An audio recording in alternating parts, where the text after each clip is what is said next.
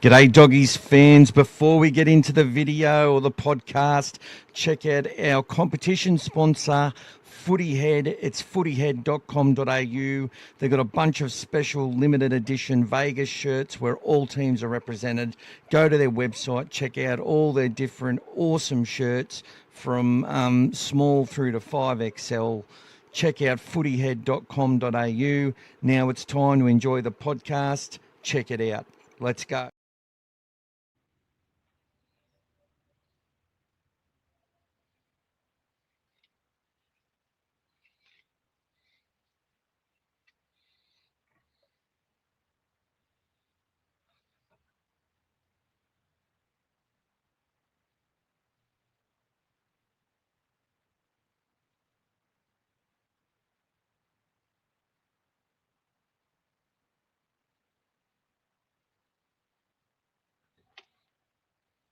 Couple of hours drive. So Gas will be doing the best he can. He will he might cut in a little bit in and out over the first hour trip. G'day, How you everyone. going, buddy? I'm good. D likes your new studio, I reckon. Thanks, D. There you go. I'll have to rely on Michael for the comments today, mate. You got the comments, buddy. All yours, mate. Yeah, I can see you talking to the copper. Oh, sorry, mate. I was just updating the comments on me live stream. G'day, Bulldog Mike. Oh, and look, she's a late one tonight, fellas. So Ryan's already chipped in with $5, and I haven't even asked for money. There was already a carry on, I think, of $25 from last night, and all those people are already going to go in the draw if we get to $50. But I wasn't going to speak about it too much. I feel very blessed, as we both do. But yep, we're up to 30 already, so only 20 to go, and that draw spins again for another prize. Thank you all for your generosity, guys. Much appreciated. So thank you, guys. So we'll see how well we do.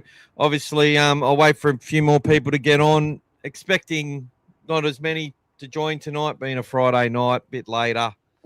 But once people realise we're on, they do tend to jump on. Is this the last Friday night before footy comes back? Yeah, it is. There you go. So we're the big show. We're the big show tonight. We are the show. The Bulldogs are the show. They're the show in Vegas. Now, I just had about a 2-hour conversation with Pete Noonan, who's been on this podcast a few times. When me and Pete start talking, I think those podcasts went for about 3.5 hours each. And look, we covered a lot of the same things today, but he had a beautiful view from Vegas there. He was at the fan launch today. He's hardly slept, but we might be able to speak to him tomorrow and on game day, but it is a thing that we may or may not do. If I'm lucky, I also might just have to speak to him a bit earlier and record it, and then I'll show that on the podcast tomorrow or the next day. We will do a little podcast on Sunday as well in the lead up. And look, we might even do a review, and that may happen may happen the next day on Monday, as well as the normal podcast on the Tuesday. So we could be going every day basically until next Tuesday. But Mike, congratulations to Mike. He won the prize last night. And he's going to get a signed flag from Lockie Alvin, care of the Gas Master. Hey.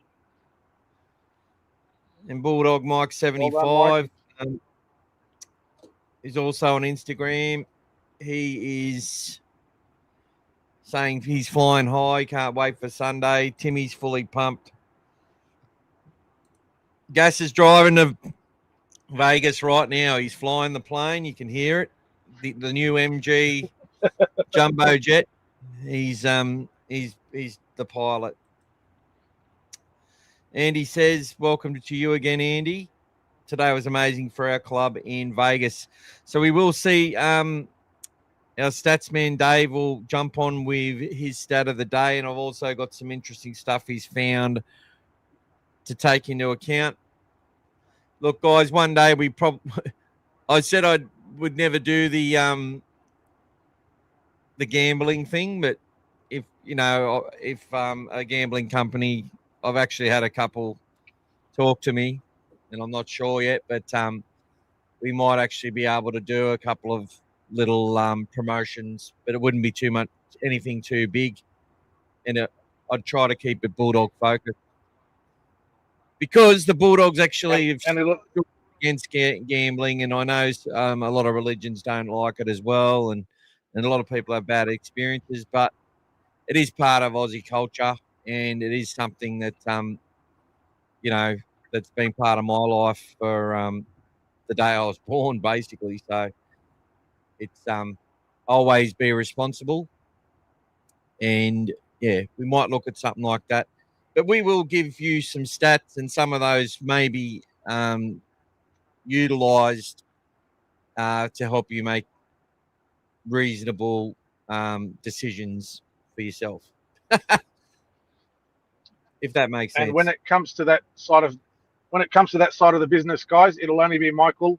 I won't be contributing any information from that side. So you guys can rely on Michael, and if anything goes wrong, you blame Michael as well. That's it, mate. Yeah, so you notice Gas doesn't say a word if we talk about anything like that, which is good, which is fair enough. That's because we represent everybody here, just like the family club. That's what we're about. So I'm actually just going to wait a little bit longer for a couple more people to jump on. The sound of your car, Gas, is pretty loud. It's like you're on the gas. Sorry, mate. Nah, it's all right. It's all good. Harry's asked a good question. He says, is everyone getting used to the new logo? I am. Well, I'll tell you what, it looks pretty mean on these hats because it's embroidered and it's solid and pops out as well. It's looking right at you. I think it makes me look a bit sexier and a bit tougher. What do you think, Harry? Could I run the ball up? I didn't realise how big you were. Right? Well, we never used to really see you much until you went into the Bulldogs inner circle and started roughing up Josh Curran, which I thought was hilarious. But you're a pretty big boy, Harry. You get a go with the doggies, I reckon. G'day, Lucas. I think Harry spends a bit of time in the gym, I reckon. Oh, I reckon. Yeah, well, Serrato said we're probably, lacking an experienced middle guy last year or one short. And that's why players like Sam Hughes were playing with, I think he had two different shoulder injuries at once.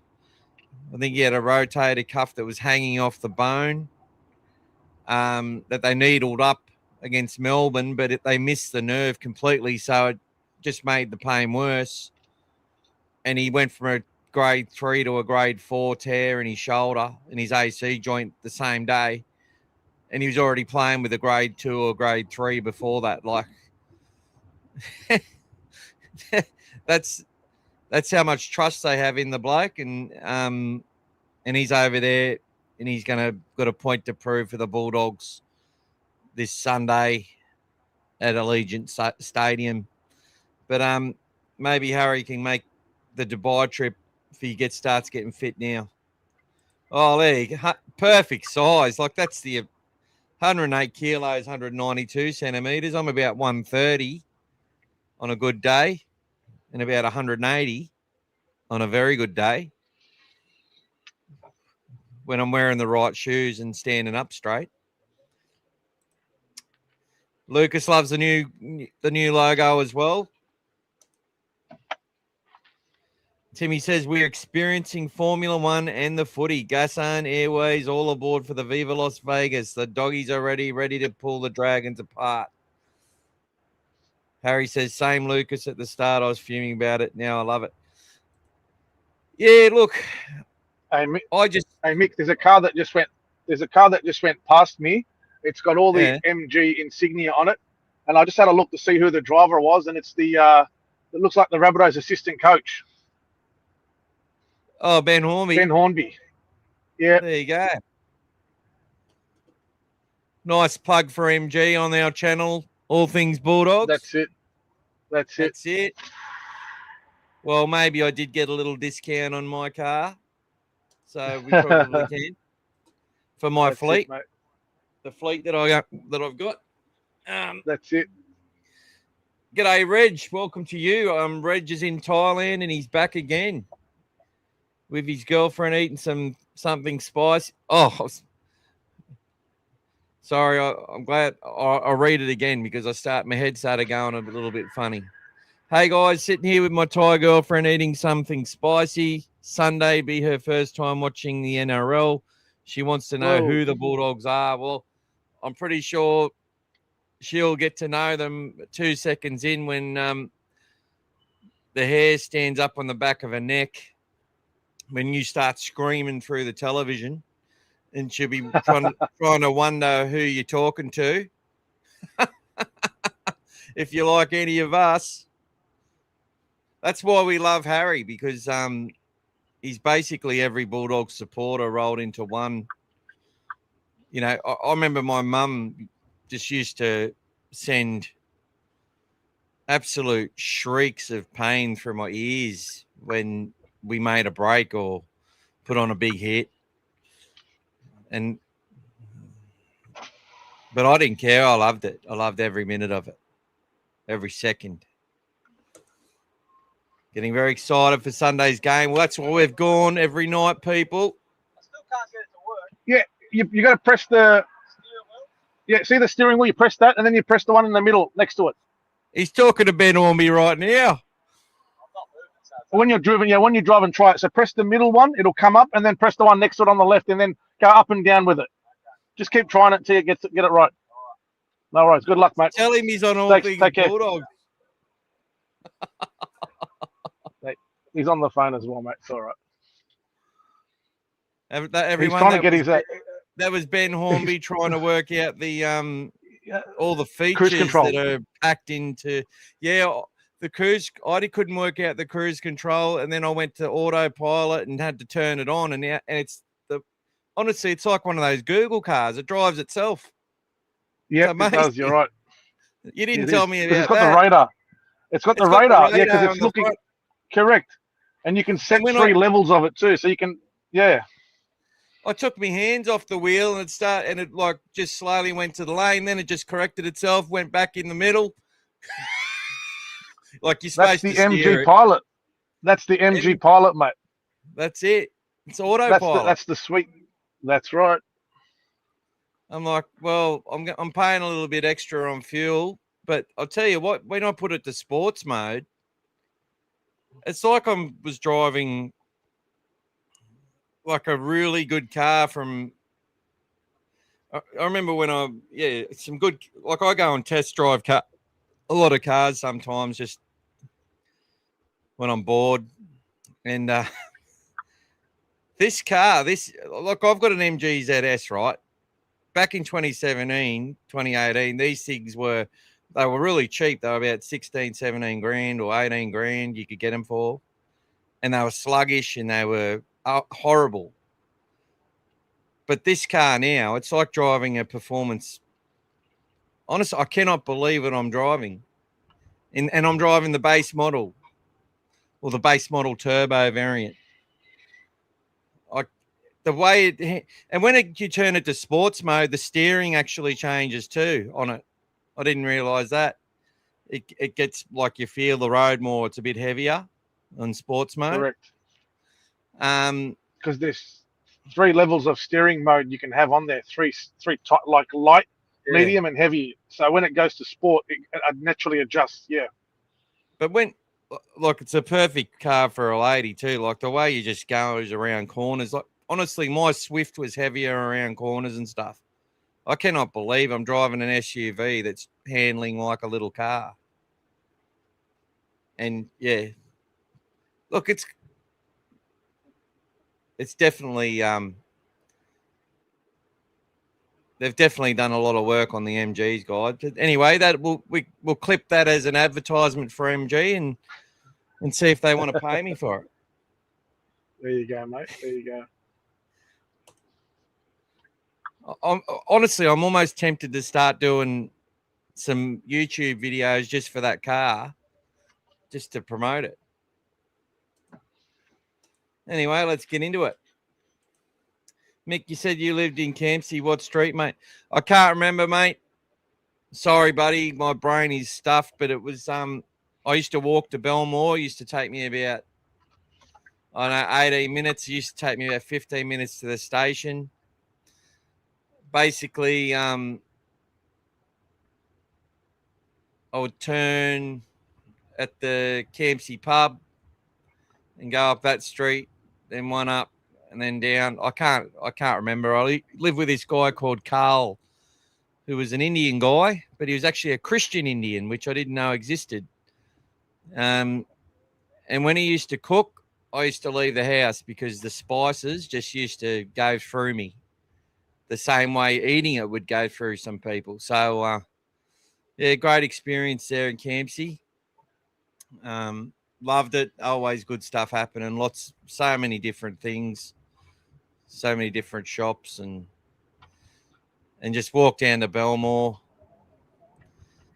Yeah, and I actually worked at Westpac in Surrey Hills when I was living there, and that was good.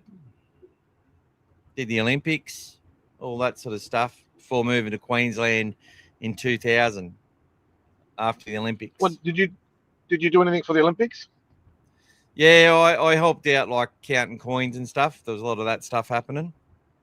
Got to see. I got tickets to one event, but I never went. I did the volunteering. I took some time off and did the volunteering. Yeah, so well, I was a volunteer, but I also worked for Westpac, so I had the shirt. Is your name on the on those poles outside Acor? I'm not sure, mate. Yeah, but mine's easy to find. It's down the back there, Z, mate. Z. Well, we were handing out Ollie and what's his yeah. Because we were giving 3 little mascots. Yeah, we were giving them away as little piggy banks. So, yeah, we're giving them away all the time. It was good. We had what's his name, Mario Fennick. He was our customer. He was looking after Ajax Cleaning Company. A couple other people. What's the name? I said it tonight. The heptathlete, Jane Fleming, her company, and her sister used to come bank. All good. And he's still got a cassette player in his car. Well, that's just one up to Saul, mate. 100%.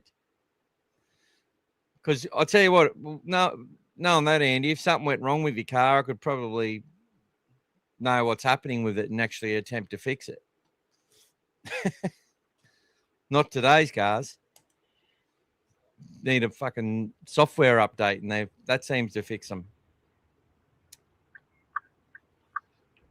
Yeah, Reg, good question. I think someone mentioned it yesterday, and I don't think we got to it properly about Connor Tracy. So I actually want to talk about that tonight.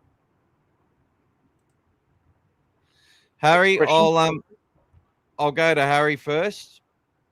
David Bryanton, does anyone have any info about him, where he's playing? So he's playing halfback at the moment. First 2 games, done a good job. They've got Jai Callahan, who's in his second year of SG Ball, playing fullback. Jai's very fit. Did a lot of good stuff in attack. I think these players are trying really hard. I think They led 26-0 last week. David Bryantton scored a really wonderful try early, just stepping off he's got a massive step. But, yeah, he goes good. He goes real good. But there's a lot of good kids in that team and a couple of younger ones. Chinadu Uday, he went and scored. He scored the last try of the match, which was wonderful for him, off a Jai Callahan break. But CJ, he was backing up. When he actually come on, all they were doing was defending, so he didn't really get into the game, which is the way it happens sometimes. And he'll be 14 again this week. So I'll get you that information, Harry, about where he's playing if you want to go and watch the game. There's a few games at Redfern Oval tomorrow. I think they're playing the Rabbitohs. Yeah, I think that's correct. I think that. So let's get this up. So we have the SG Ball Cup. Yep, Saturday, 12:15 at Redfern Oval, Harry. So there you go. And here's the team lists. I'll show it up on the screen. See, this is what I mean. You guys make the show because you come in and ask questions and allows us to inform everybody. You know what I mean?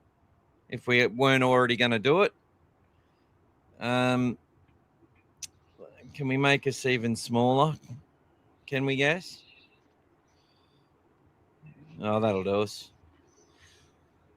All right, I'll try and make it a little bit bigger. And that's bigger for you. So we've got Jai Callahan, Wesley Papali Afoa, Marcellus Opo. Now we might see Max Afualo in this side, maybe not. He might be getting set for SG Ball, but we'll see. Marcellus Lacopo, Jope Roque, who will definitely go up to Jersey flag, probably on the wing, once SG Ball's concluded. Paul Johnson, who's a really good player, doing a great job out there. Damon Humphreys, also another one, good passing game, making a name for himself. And David Bryantton. I think that might give you a bit of an indication about, what they see in Tay Cochran and Raymond Peru and these sort of kids, because David is a phenomenal fullback, but they got him playing in the 7, which is going to develop his overall game very much so. Solomon Tupou, Kyle Patterson, who came from the Warriors, Harold Matt's winning side a couple of years ago. Tuolagi Tusi, he's a big boy. You've got Finay Farley, Elzaya Lamarcia, and Mace Andrew. Now, Mace Andrew, Willie Mason loves him because he's actually named after Willie Mason. And he's a very good player. There's Chinadu, who can play fullback, wing, centre, been playing a small lock, can play 5'8". I'm sure he could play 7 if he had to. Viliami Ma, Tristan Burns, and Mikhail Papali Talanai. We've got Leif Dietrich as the spare player for the Bulldogs. So I'll be interested to see how what the ladder is at the moment. The Dogs have had a win, a loss, and a bye. So let's get that up there for you all. Dogs is currently sitting in 9th on 4 points, scoring 64 points, 58 against. Souths, where are they?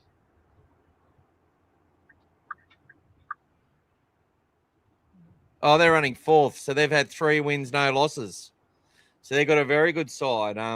And there was a lot of I saw a lot of posts about their SG Ball team scoring 102 points, 52 against. So, look, there's some good teams here. The Dogs lost to the Raiders in the first round, a game which I think was they played really poorly, to be honest, and actually got it back at the end. So I think the Bulldogs are definitely a finals chance in this comp. They've got a lot of good young talent, but it is going to take them getting it right. And they went, look, last week they led 26-0 against the Roosters, who have lost 3 matches and only scored 40 points, 140 against. So, you know, the Central Coast Roosters obviously struggling, and they came back and hit the front against the Bulldogs, only for us to score 3 tries late. But I will say the Bulldogs didn't have possession for about 20 minutes when that happened. Like, the ref who ref that game, in my opinion, was just a little bit cray-cray, the way he went about it. The amount of penalties he gave the Roosters was ridiculous. And our Harold Matt side, they're looking like they are going to be a team that's going to go far in this comp. But again, they had to come from behind against the Roosters, who are a pretty good team. So, yeah, doing well in Harold Matt's. Very impressed with that side. SG Ball has a bit of work to do, in my opinion, but they've got a lot of talent in their team. And David Bryanton's going to help them a lot.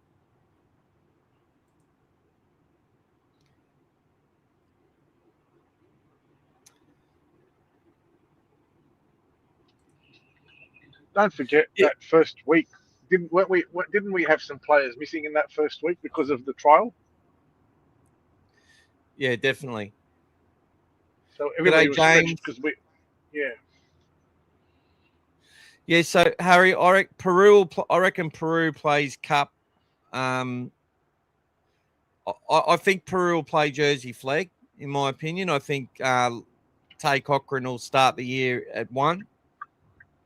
But we will see Raymond get opportunities for sure. But I think Raymond Peru will be a huge part of our Jersey flag side. 100%.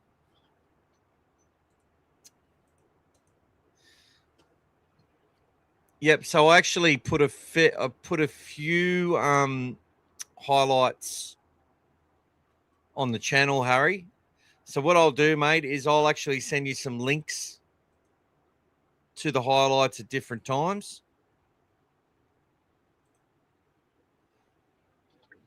Yeah, but I might not be able to get them there. I've got to get me in. Is the Instagram live going, Harry? Because I'm not sure if it is. I've got to get that cranking again. What are you doing, Gas? Are you driving along? What's happening, mate? Yeah, all good, mate. All going good. All right. You can keep focusing on those youngsters, mate. No, we're all good here. Yeah, so Harry, I'll make sure I send I'll post a whole bunch of highlights of Bryanton and some of those SG Ball kids, and what I'll do is I'll just tag you in it, and maybe you can analyze it a bit and do one of those great insight videos that you do. I've actually got a David Bryanton video as part of the Rising Stars series. You can access it via my website, dogfathermedia.com.au, where it's pretty much just Bryanton through all his high school stuff. But as a Bulldog, he's now got a couple of games and some highlights there because he scores tries.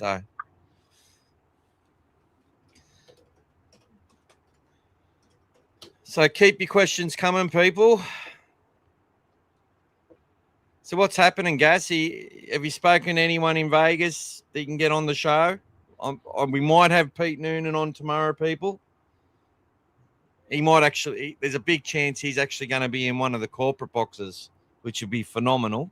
And he's going to actually try and, we might have to go live when the before the game and actually have him live stream from there over the ground. What are we, episode 12 today, are we, or 13? Was it 13? I thought. Wasn't sure. Thought it was 13. I bet you I wrote 12 today. I bet you I did. Tim will tell us. I did 13.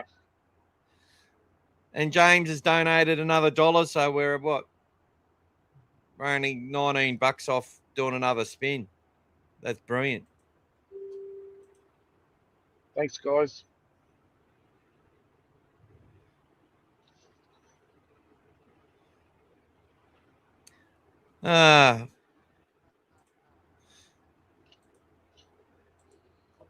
CJ's actually working as a teacher's aide, which is fantastic as well. I just found out. That's great.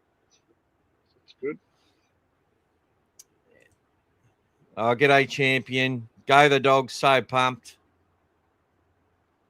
That's Benny Daly.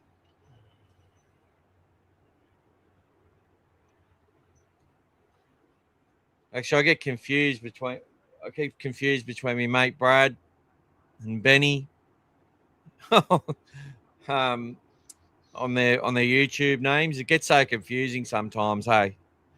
That means we're only $17 off, peeps. Harry says, yeah, Mike Macca does have some highlights on his X page. I'm actually privileged. I actually got to see Macca's face finally.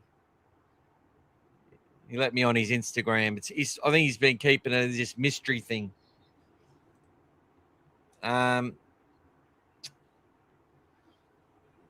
too many thoughts yet, but he's going pretty good, Timmy. I can never pronounce his name, that's for sure. Might get you to turn down your microphone a little bit, Gas. That's possible. I can try. Yeah, that's better. The sound's gone now. That's better. Okay. Let me get this up.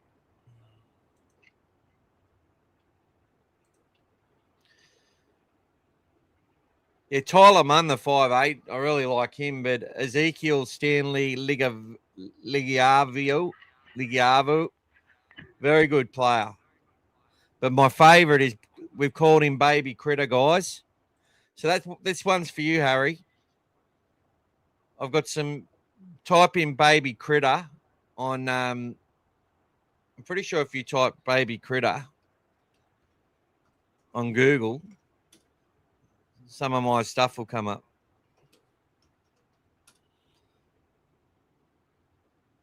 There it is, All Things Bulldogs. Fiafaki Tupanua or Baby Critter dominating Harold Matts for the Canterbury Bankstown Bulldogs. He's now known as Bainy Critter. I must have misspelt that, but I've got a few little shorts of him. It just looks like Critter, but he's 17 years old. It's amazing. Carraz and Montoya, well, they were both dancing on the Fan Fest today. They were dancing away, so I saw a lot of footage of that. Look, I think they're definite starters, but in my opinion, Anari Tuala will come onto the bench will come onto the 6-man bench and replace Jake Turpin. That's just my opinion on what I think's going to happen, because I think they would want to have cover. And I think they deliberately named them after O'Sullivan and Turpin in the lineup to sort of give the opinion that, yeah, there's nothing wrong with our outside backs. You know what I mean? But also, I think it's also this is our pecking order and how it is at the moment. But that's not going to stop them from having cover for an outside back if they think they need it. And that sort of stuff. Hey, Harry, can you see the canvas I made for Harry in the background? I'm just going to make myself pretty big here, guys. Yep. There's my son underneath him. But there's Harry. And I did a tribute to Harry, like a player focus, the heart of Harry Hayes. I think I've even made a couple of AI songs about him. So, look, Bulldogs supporters know good players when we see them, don't we, Gas? Yep. What am I doing, though? There we go. That's better. Loving all the footage coming out of Vegas. Such a big occasion for the boys. Showy agrees. Oh, Are there's the 30 Bulldogs the only team in Vegas? Hey, what was that? Michael, are the Bulldogs the only team in Vegas? Well, you'd think so. You'd think so. We're definitely, Pete said it looked to him like there was about 20,000 Bulldog supporters there. Wow. I think that's a bit over. I think there would be between 10 and 15,000 Bulldog supporters there. Yep. But, yeah, I think the Dragons would probably be second from what I could see. And it doesn't look like there's too many Cowboys and Knights fans there. And it's funny when there was a few singing the song from the UK. They sounded like, I know it only takes a couple to make it sound loud though for those guys. For the English teams, for Hull and Leeds. Oh, the English would have. I reckon they'd have more than the Knights and they probably got the same as the Knights and Cowboys. Yeah. I'd say they'd have 10,000 between them at least. Their fans would travel, and that's the thing about English supporters are very, very loyal. Like they still go and watch their side even when they drop out of the Premier League and shit. Yeah, that's good. They're just crazy. Lucas says, looking forward to seeing Galvin and Burton combo developing into a great halves pairing. Yeah, me too. And look, I'm just excited to watch them go. Going back to that trial match, I watched it again. And I think there was definitely times where there were certain moments there where I know Galvin pulls a different option on numerous occasions there. Like I think their focus, if you really watch it, was about getting some miles into some legs of some of the players. Like he's given it to Sam Hughes to crash into the line over and over again because they're trying to get those players ready. That's really loud, Gas. You're really flying down that highway. You're heading towards Wollongong, are you? Yeah, mate. On your way to Wollongong? And beyond, yeah. Yeah. Gas will actually cut in and out a little bit on this drive because the data and that'll cut out at certain points. But what we're going to look at tonight, guys, also is a preview of the Knights and the Cowboys game because I just think it'd be interesting to see what everyone thinks. Gas, you should stop. Timmy says you should stop at a drive-through and get him to do a shout and get the Macca's chick to do a shout out to a shout out to All Things Bulldogs. Funny enough, I just went past not long ago, and Ben Hornby, who's probably driving because he lives at Wollongong as well, stopped at the McDonald's. So you should have stopped there. See if his cruise control's working. His car has got the insignia and the Rabbitoh sticker on the side and the MG because it's one of the company cars. So it was quite obvious when I saw it just pulling into the Macca's. We're just going through waterfall here. People. Sorry for the noise, guys, but it's interactive today. We're on location, guys. That's it, Gas. And what Gas is going to be on location at the Leagues Club on game day? Who's coming, guys? Who's coming to the Leagues Club? Hard to believe Fox is already milking the Galvin stories before the season even started. Yeah, I watched NRL 360 last night, and I was they already got me cranking. Look, I'm starting to even look at Braith and go, even Braith doesn't want to be saying half the shit he's got to say. Like, I just can't imagine that that's what he would want to do, you know? Like, he's sitting next to Serrato talking about the Galvin stories that he was literally the one that was pushing it the most. And he talks about it in the third person like it wasn't him. But, you know, Serrato and that understand the game. They know what the go is. Critter gave him nothing. You know, he just talked about stuff and things and every day at a time and whatever else. Timmy said he was picking up a Happy Meal for Wayne. But getting back to Ryan, yeah, look, the stuff they were talking about Payne Huss, they're saying they're trying to say, oh, you know, Reed's the guy who defends the player managers and defends the players now. That's his job. Andrew Webster's there to keep stoking the fire now, doing what Buzz tried to do. And Gordy just says what he thinks he should say when he should say it. But I really felt that the Payne Huss stuff they were talking about was just absolute rubbish. Oh, you know, they're trying to make out it was about money, and then Braith's like, well, and they're trying to say he got more at Souths when, you know, those who know people close to the Huss camp will tell you that that's far from the truth.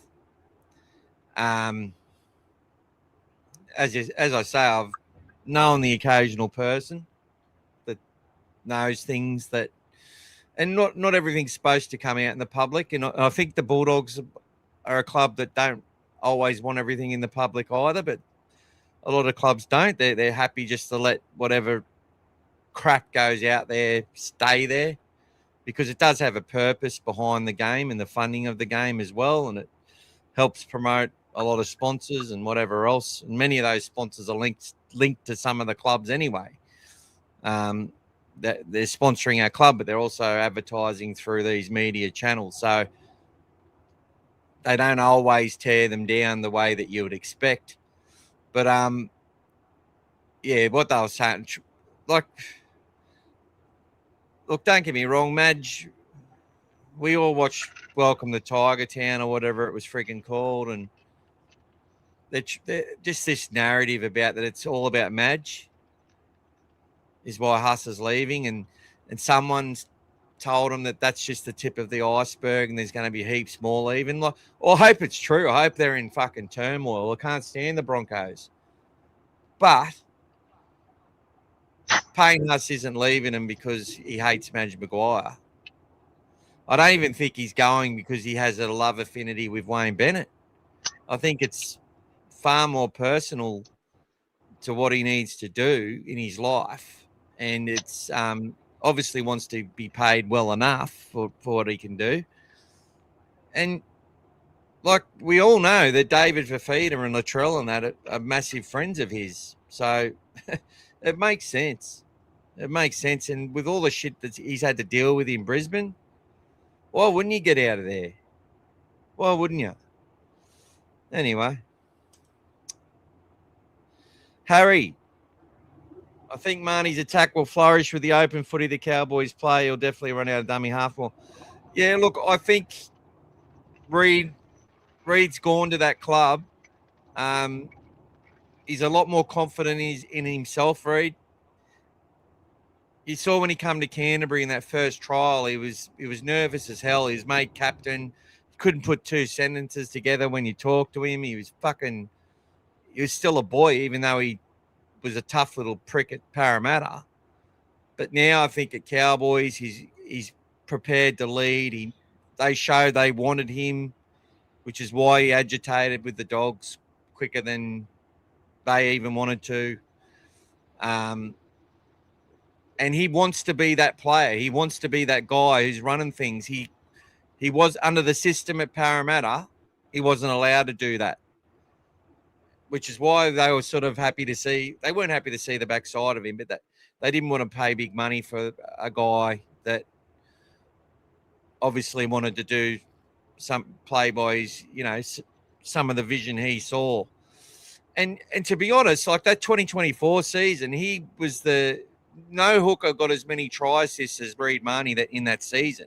And our attack wasn't off the planet. Like we had some great moments, don't get me wrong. But he had some nice little moments, Reid. And he's going to give 100% no matter what. So I'm looking forward to seeing it. We like little blokes to get in there and put big blokes on their ass. I love it. It's great. But what we'll see is if the Cowboys system can hold up to Reid putting everything into what he does all the time. He's definitely a fit guy, but as I said, when he's redlining and that fatigue starts to come in, he's too dogmatic to give in, and he'll run up again, but there's little moments that open up because Reid of just who he is and the way he plays. And we'll see what happens to the Cowboys. I think it could go one way or the other. I think they're still going to be really inconsistent.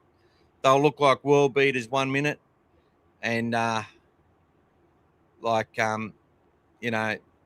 way they've been for the last few years, the next. Inconsistent. And Todd Payton's under pressure. So I think he's the bloke who's him and Seabolt and then probably Flanagan are the ones that are under the most pressure. I don't think you're going to – like Cameron Serrato, he's not under pressure the same way. That pressure's on himself. But we'll see. We'll see what happens. Yeah, they made Mike angry as well. Galvin's going to make him eat words. Timmy thinks the Cowboys will struggle and not sure if Todd Payton will last year. What are your thoughts? Think Reid will add a lot to their team? Yeah, well, I covered all that. G'day, Joseph. Watch Braith on Bloke in a Bar. He said he can't split between the Bulldogs and the Roosters. Typical. Yeah, I saw that. But he walks around in his house with Roosters stuff on more often than Bulldog stuff. I can tell you that now. Because he's always at Coogee. That's where he lives. Yeah, exactly. I was listening this morning to ABC and Andrew Moore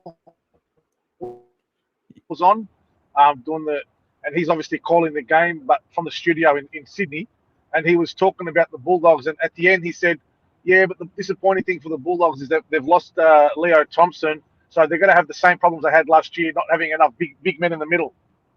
Where do these guys get this shit from? Seriously, what drugs are these guys on?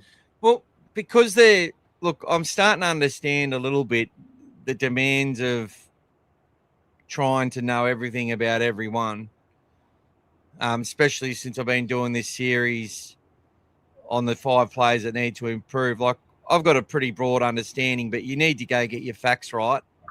And I don't think I've made any mistakes yet, which is good. You've done a great job, mate. Yeah, well, I've just finished the West Tigers one. But, your point's exactly the issue. They've just got these narratives they need to carry on. And they're determined. Like, NRL 360, fuck me. Seriously. Like, come on. Surely you're better at promoting games like that than that. It was Las Vegas, and all they wanted to do was talk about Payne, Haas, fucking Galvin. Ridiculous. They weren't talking about it. They were arguing about it. It was a big turnoff because it was just they were so far from the truth that it was bordering on misdirection. Like, it was bad TV. I was, like you said, I was curious to see what they were on about because I haven't seen the 360 probably since midway through last year when probably most of us started switching off. But I actually thought it was going to be a celebration of Vegas and what was happening over there. And instead of getting behind all the teams and doing that. It's exactly what you said. They basically just went on this tangent of everything else and anything else, just not to parade what's happening over there. And what's really happening is there's a shitload of Bulldog supporters, and they're taking over Vegas, but they don't want to admit that. And what was with their studio on a skinny fucking balcony in a shitty hotel? Yeah. Like, oh, times must be tough. Watch the ads, guys. Go buy some shit. Serious. Yeah. Like, the whole point of bloody pay TV was there was never supposed to be ads anyway. But anyway. Oh, we've got Pothole Existence. Hello, Pothole Existence. And I've already forgotten your real name, Pothole Existence. Even though I know your real name, but you're, yes, champion bloke. Even though the Broncos were loyal to Huss through his personal turmoil. I think Payne's been wanting out of there for a while. And as I said, he didn't really give them an option. I feel he's given them a return on their investment, 100%. And that's why I think Mitch Barnett might be a chance of going to the Broncos. I also think that players like Xavier Willis and Brendan Piacora, and there's another couple of blokes coming through, are going to make people forget about Payne at some point. But at the same time, Payne Haas hasn't even reached his potential yet. So that's the sad part for the Broncos is he hasn't reached his potential yet. Eh? Who are the Broncos going to give up if they're going to get Barnett? Because apparently the Warriors want something in return. Oh, do they? Yeah, they want something in return. They're making that quite clear now. They came out the next day and they said we need something in 1 or 2 players in return for Barnett. So and I think they did that because of the fact that it's the Broncos. They don't want to give them a leg up. Yeah, well, I think there's a bit of history there.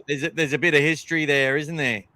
With Reece Walsh. I mean, they thought, yes, if it was Newcastle, maybe a different story. But I think Brisbane will have to consider who they give up, and it has to be someone that the Warriors are happy to take. Well, it could be a player like Jesse. Jesse Arthur's only got 1 year left on his contract. That's the problem. Yeah, but they can make it work. Yeah. Anyway, let's see how that goes. But it's not going to be a free. It's not going to be a free sign up anyway. A bunch of players that they could look at, but the Broncos. What's his name? Adam Reynolds is finishing this year, and I think Ben Hunt won't be too far behind. Harry says they need Paul Kent back ASAP. Spiced up the show, to be honest. Well, Kenty's sitting in his tree at the moment. I don't know if you've seen a lot of the cartoons that we put out through this channel and through Dogfather Media. Kenty loves his tree. Buzz visits him there all the time. Rafe's a party animal, and it's quite funny. Should have sent him to the Rooters a year early and kept JT. Yeah, I know, Ryan, but they actually didn't think Braith was going to leave us, and they signed up Shifty Sherwin on a 5-year deal. And to be honest, I think the club actually, there's a lot of stuff there, but whilst, look, maybe JT doesn't ascend as high as he did if he stays at the Bulldogs either, just with the history and stuff of what was going on and that. So I'll leave it at that. But could have, should have, would have. I've had that same dream, man. I love JT. I love JT at the time, man. Loved him. Coffs Harbour. Yeah. Oh, before that, Yeah, I know. Yeah, I switched off last year. I was borderline. Then the Galvin ship went down. 100%, Mike. 100%, mate. Yeah, and they're going to keep going. Like Brafe said in the KO podcast numerous times that the Galvin story is going to be there. It's like there's this little disclaimer, but I think the Bulldogs are going to do really good. But everyone's going to be watching Galvin and Burton and Mitch Woods, and I'm like, well, you aren't watching Mitch Woods, like. And the fact is, I think Braith knows what he's doing because he never once, even Alex Conti started at halfback in the trial match against the Cowboys, right? Braith never mentioned him once. There was no pressure put on those kids at all. Gas is going in and out. Yeah, sorry, guys. What MG are you driving, Gas? Dicey. I'm driving the HS Plus hybrid. Oh, so she's got some grunt. Is that a 2.2 liter engine? No, oh no, 1.5, but it's hybrid. Yeah, but it's got a great acceleration if you pop it in sports mode if you need it. But I like to keep it on normal mode. It's fine. But when you fill it up, it's just a little bit under 1,000 kilometers on the tank for a 55-liter tank. So she's very, very, very economical, and it drives amazing. Absolutely love it. Yeah, that's the only problem with my one, man. It's 55-liter tank. I reckon it's only doing 600k if you drive it conservative. First couple of thousand Ks, mate, still running in, mate. Just give it time. It'll get better. It'll get better? All right, It'll get better. It'll get better, beautiful. Yeah, good car. But look, the way it handles and stuff more than truly makes up for it. It's also carrying an extra 130 kilos, mate. It is me, and it's 100 kilos heavier than the standard ZS2, isn't it? I read some. Actually, no. If you look at the weight of it, the turbo version's heavier than the other version, which is why they've got a 200 milliliter difference in their average. But it's great on the 100 when you're doing 100k an hour and stuff. It's great. Through city and that's not so great. Gets you around though, I'll tell you that much. And it's the suspension, everything's really good as well. Anyway, if people are interested in buying an MG, send a super chat. We'll get you a deal. All right. G'day, Paulie. Welcome to you. And Paulie had been talking about young Tay Cochrane a hell of a lot. And I love all things Bulldogs. Hey. Thank you so much, brother. So we're there, guys. We're over the $50. Hey, over the 50 well done, again. Guys. Carrying on from last night because I think we made about 78 or something yesterday. So 75, something like that. So we're doing another draw tonight, Gas. Yep. What do you reckon? There we go. You reckon we send out a don't break defence, no entry, beware of dogs canvas? We'll figure it out, mate. Once we see the quality, mate, we'll figure it out. We've got some things coming, guys. So we just got to make sure the quality's right. If the quality's good, that'll be excellent things to put up on your wall. Because that's what the reason Gas did this, guys, is because he listened to when Serrato talked, and he found out behind the scenes that this is what they pride themselves on. That blue brick wall. And you don't break defense. That's the whole thing. So it looks great. And we've got a bunch of stuff that we can look at, though. Gas has already given out a few. Serraldo called me. he called me over and he said to me, he goes, "I'll give you one." He actually said, "I'll give you one." He goes, "We don't call it the brick wall. That's what we called it at Panthers. At the Bulldogs, we call it don't break the fence." And he actually spelt it out for me. And he goes, "There you go." So he goes, "I'll give you one." He goes, "There you go." So it was a direct invitation because he knew we had the banner and it was about his defence. So he wanted to add something to it, which he did. So he's 100% aware of exactly what it is and what's the story behind it. Yeah, g'day, Paulie. Mitch Barnett, I think he may have family up north as well. So we'll see what happens. But wherever he goes, it's because of that. So, yeah, if he's got some family on the coast or Newcastle, he's going to go to the place where he can easily access what he needs to for his loved one. G'day, James Formosa. Do you think Zach Lomax will play this year? I think he will. I think he'll play after a period of time, but I'm not sure how long, maybe half a season. G'day, Andy. Welcome to you again, my brother. I saw you're out working hard, putting out those. Saw your post this morning. Buzz is cringe and Wheedler is cringe. Well, Folks doesn't like cringe. G'day, Andy. And guys, I'm going to do a little tribute to Steve Folks tonight, so bear with us. And Timmy, yeah, I knew what you meant, brother. Paulie, 360's all right. I love it when they talk about the dogs, good or bad. Well, that's the thing, Paulie. As a doggy supporter, you like to... I call you Paulie. I don't know why. I can't even remember why. It's better than Subbo XX40.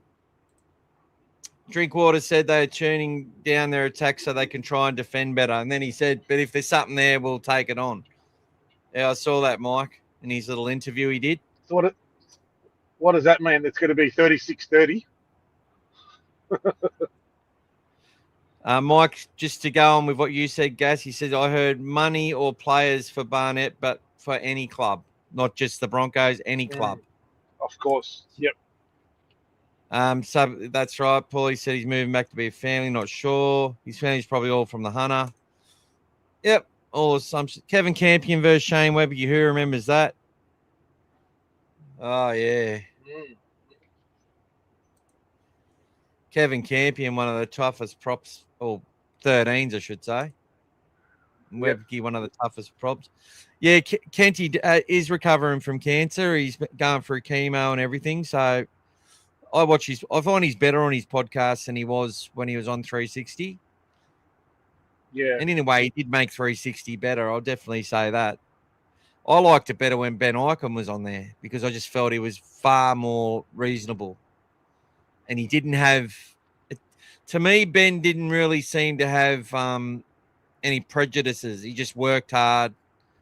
Obviously was a Broncos support player and a Queenslander and that sort of stuff. But outside of that, I think he had a couple of run-ins with his, I think there was a tough time there when, because he was with Wayne's daughter, if I remember correctly. And then there was Little Wayne and Big Wayne at Newcastle,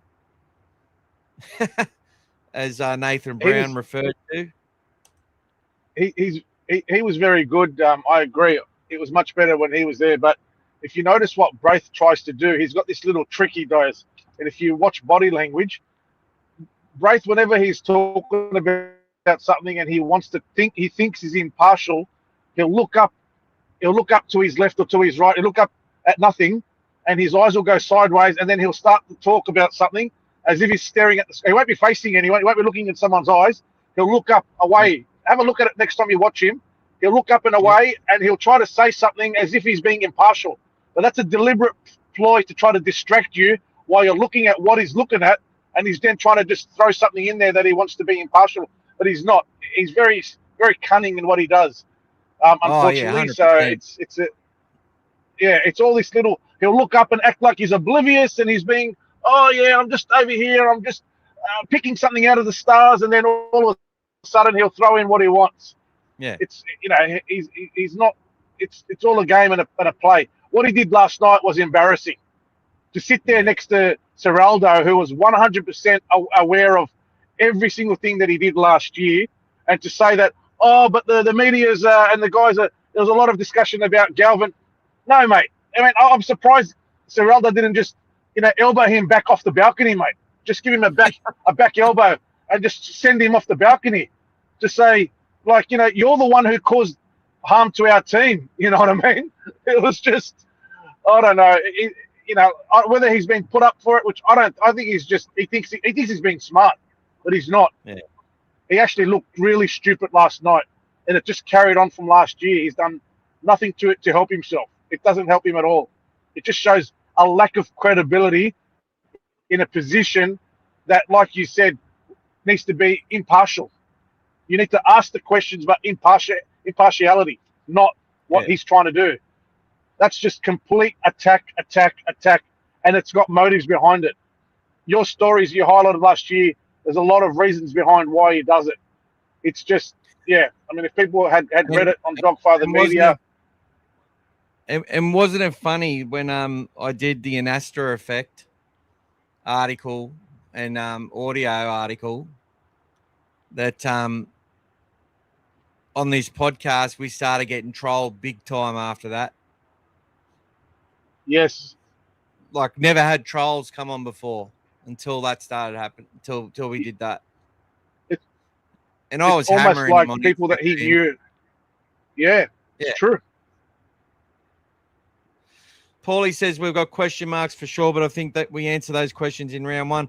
Well, look, that sounds really great, Paulie, and I love narratives in rugby league. It's probably, I'm doing my own media, as you would tell, and you obviously you give your opinions all the time, whether you agree or disagree, and that's what we love.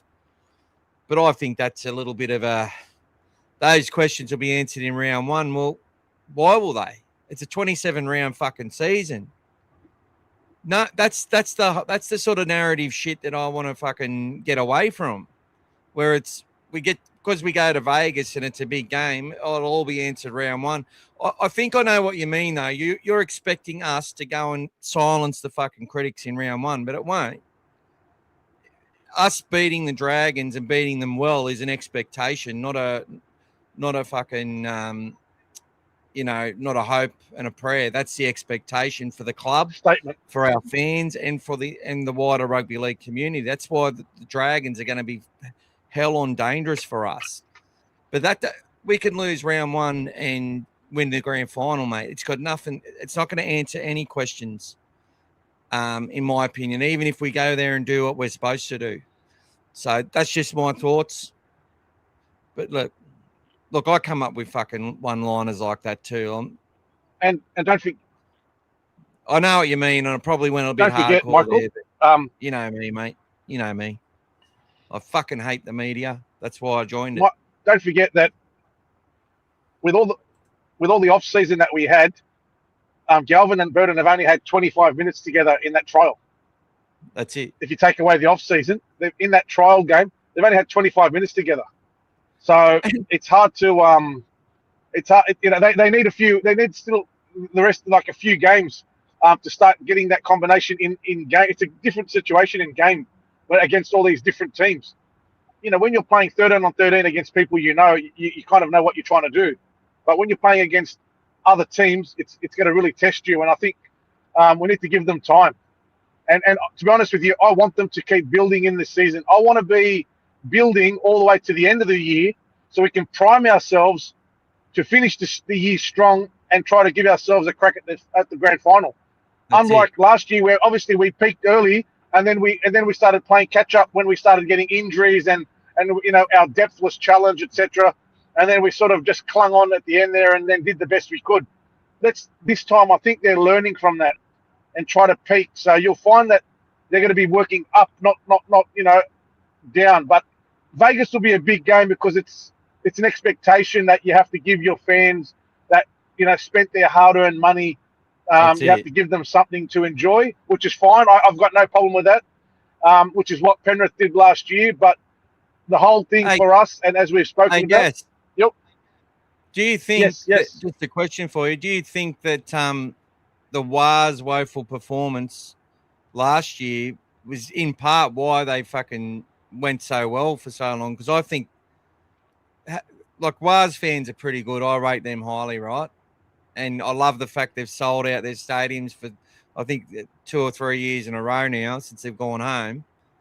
Do you think that the embarrassment that they produced, or what seemed like an embarrassment, because the team that beat them ended up coming first on the table, do you think that embarrassment might have spurred them on to go and have a good season? Because I believe what I saw in that game, I'm like, they're fucking born. Well, I'll tell you what, if I recall, and I'm sure somebody can help me here, I'm pretty sure that the word wooden spoon was discussed after that performance alone. Yep. This is how the media works, guys. This is how the media works. So can you imagine, after all the off-season, all the effort they did, they got caught out in the headlights over there. The other team was too good on the day. But does that mean that you're wooden spooners after one game? So you can imagine the motivation they would have had, 100%. All right. Well, we've answered that. So, yeah, Paul, that's what I mean. It's a long season. It doesn't mean nothing.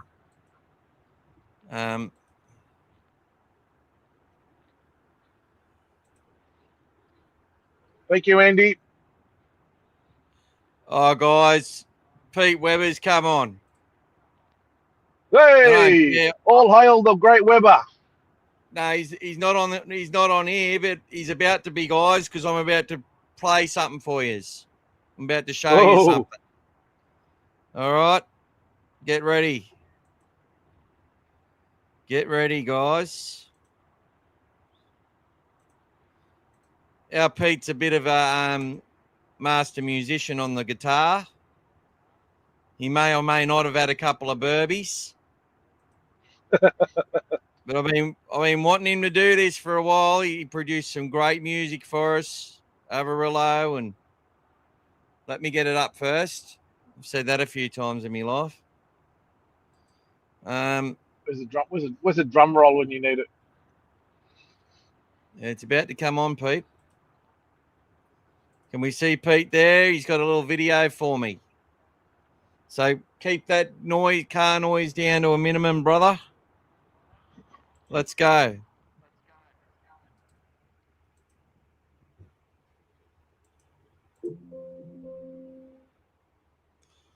Can't hear it.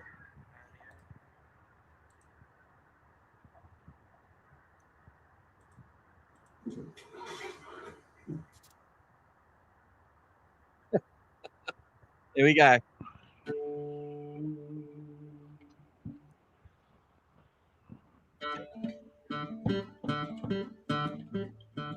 Here we go.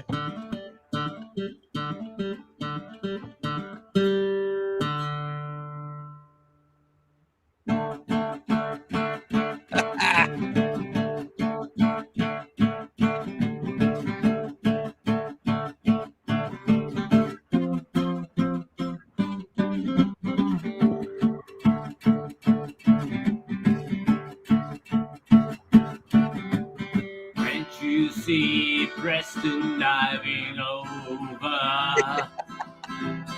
Donna Tracy dancing in the clover, cheering in the stands, Bulldogs take command.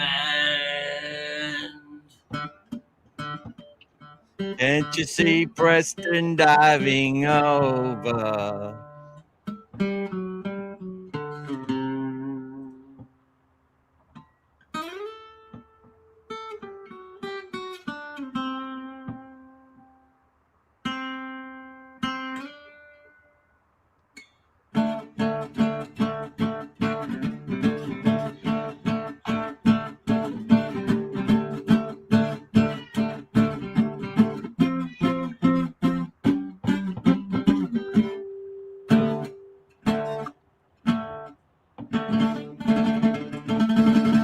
The Dogs!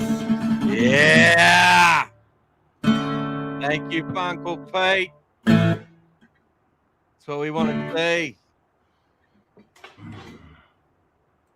Pete, don't mess around, peeps. Do you like that, guys? Joker and the Thief. Can't you see Preston diving over? Love it. Oh, that car's getting loud there, Gas. It's getting really loud. Maybe when I start talking, I think it goes down a bit, doesn't it? Is that better? It does, yeah. It's better when we hear from you. Yeah. Big all right, thank you mate. to Andy who's thrown in for the draw again tonight. Just getting through some of these chats now. If you want to throw some super chats our way, we've been busking and everything tonight. Feel free to do it. Pete's got some good songs. He's got one about Jacob Carraz, pour me some Shiraz. He did one about Avarillo as well, which was bloody beautiful.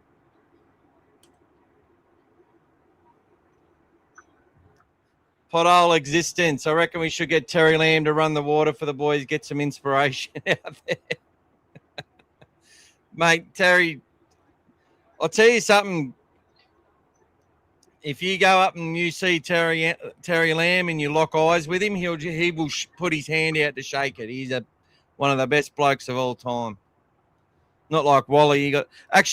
Wally Lewis has changed a bit. When it was Renee's birthday down at the boathouse at Manly, which is a very nice place.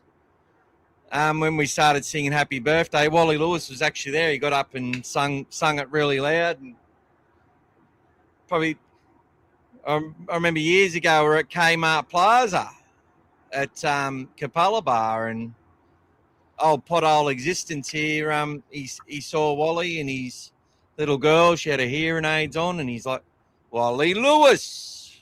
And he just walked up, and Wally shook your hand, mate. But there's been plenty of people he hasn't shaken their hand, I tell you that much. But he was suffering a lot of stuff in his head, which is apparently all been fixed now for Wally, so good on him. The bloody whinger. Come on, Gas, talk to me. Yeah, mate, there's a few players like that, mate. I think Andrew Johns was a bit of a funny one as well. Always tried to run away from the handshakes and everything as well. So some players love it. Some players love it. Others were a bit different to it. But yeah, he was there's a few good ones out there. There's quite a few good ones. Did you hear about the cheese, by the way? He's only out for 2 or 3 weeks now, not 10 weeks. Yeah, just a bit of mild cheese, bit of tasty cheese, just a bit of cheddar cheese. That comes back. It came straight back to what Gus was saying. What did Gus say when everyone was asking about Birdo? He goes, the players aren't doctors. I'm not going to rely on them until I see the scans. So, yeah, well, Bird, look, if you're going to miss out on a trip to Vegas,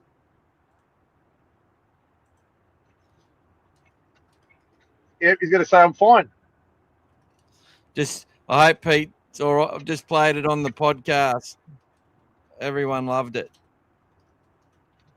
Thanks, Pete. Thank you, Peter. I'm not going to play. He sent me a message, but I won't play it because it's private. Slim Dusty Pete. Oh, he's better than Slim. And I love Slim. Oh. Yeah, Andy. Braith is a player. Braith is a player agent, and that's why I was called it the Anastra effect, because whether Braith is 100% genuine, and he might be, right? It's fair to question. He said things like on his Instagram, like, it's my job to report this stuff. I have to report this stuff. I have to ask these questions. And I'm like, yeah. And proper journalists would be asking questions. That's so loud, Gas. Yeah, sorry, mate. I'll turn it down a bit, and then it won't be as loud for me to deal with. Yeah, so basically, it's right to question whether there's an ulterior motive. When he was talking about distractions at the club, to me, there was distractions for younger players. And look, Alex Conti, the Bulldogs have a huge opinion of him. He doesn't start in that trial if they don't have a huge opinion of this kid, and rightly so. He's a great talent. And he come from Wests. He played in the Balmain team. He come from that Balmain side, part of the West Tigers. They had a Balmain team and a Western Suburbs Magpies side in Harold Matts and that. And Alex come from there to the Bulldogs.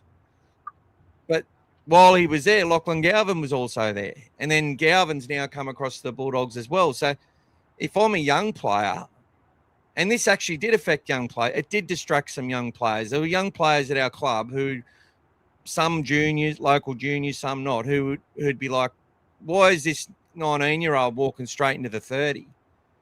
You know, it's called rivalry. It's called being young. It's called having, you know, envy, a bit of jealousy, a bit of, you know, ego, all that sort of stuff. And then you got parents who go, my kid's better than fucking Galvin. You know, that stuff's real. That is a distraction. But in our first grade squad, it's like, okay, we've got this kid. That means I'm going to have to fight for my spot. Well, that's my job. Business as usual, guys. So there's also the stuff with that Anasta is continually, you can tell he doesn't like Isaac Moses through the way that he's carried himself. And where it just, these narratives just get carried that Isaac, you know, Isaac did do some bad stuff around the Melbourne Storm, but he's still Cam Smith's manager today. So obviously he's a good manager. They don't talk about that, though. They just talk about their narrative that this one player agent's destroying a club. Okay. We know player agents will help you sign a player. And sometimes as part of that deal, you've also got to take on another player as well. And that might happen a couple of times. These things happen. It's all part of trying to make yourself better. And it's not limited to one player agent. It'd be limited to, it's open season. That's how they negotiate. And sometimes it's not even, sometimes the club's like, who else have you got? We'd like to see a couple, who's on you. You know, we're talking to you about him, but who else have you got? Or we know you that you manage this other guy. What's the chances of you getting both over to us? That's just as real as well. So let's get to Harry's question, though, because he did ask it at 20 minutes ago. How do you compare the two between Connor Tracy and Luke Patton? Everyone's saying Tracy isn't the answer at fullback, but Patton wasn't too flashy either, and we won the premiership. Thoughts? Look, I think the general, the amount of breaks he made in back play was equivalent to any fullback we've seen. Like, he always was able to beat defenders and glide through. He's very, he sort of when I look at three fullbacks in a similar sort of way. Glided along. I looked at Darren Lockyer, Brett Hodgson, and I thought Luke Patton was a little bit like that as well. Luke's greatest attribute was his safety under the high ball and stuff like that. He barely dropped the frigging ball. It was just took the right option so often. He was so safe. And I think Tracy probably it's a different sort of era for fullbacks. I think Tracy has to do a lot of work. Not that Patton didn't do a lot of work. Of course he did. Yeah, I think Connor doesn't make as many breaks out of the backfield, but he's made some good ones. And I think the fact that he had so many knee reconstructions and stuff has kept him fresh, which means to me, we haven't seen the best of him yet. I think he's got a higher ceiling, and I think with the way things are going in third season as a fullback, he can play for another 5, 6, 7 years. Connor Tracy and get to 200 games easily. You know, I think his versatility is also a little bit different to Patton. Like, I didn't really see Patton playing anywhere else, whereas I can see Connor Tracy, if we need him, he plays well on the wing. he's played really well at centre before. He can play well in the halves. Like, I think he's a real bargain buy for any club. Connor Tracy at around $500,000. So that's how they differ, in my opinion. Both quality players, and I wish he sort of come to the club a little bit earlier, to be honest. Paulie says Tracy can win a comp at the Dogs. You still hear me, Michael? Hey, buddy. Can you hear me? I can now. Yeah. Yeah. I'm saying Tracy's only played a couple of years of fullback. Patton was an experienced long-time fullback as well. So, you know, he was a jack of all trades. Connor Tracy. So he's still learning that position every time he plays, and I think he's done an amazing job. I mean, just looking at his record last year, what he did, he was our most consistent finishing third or even seventh.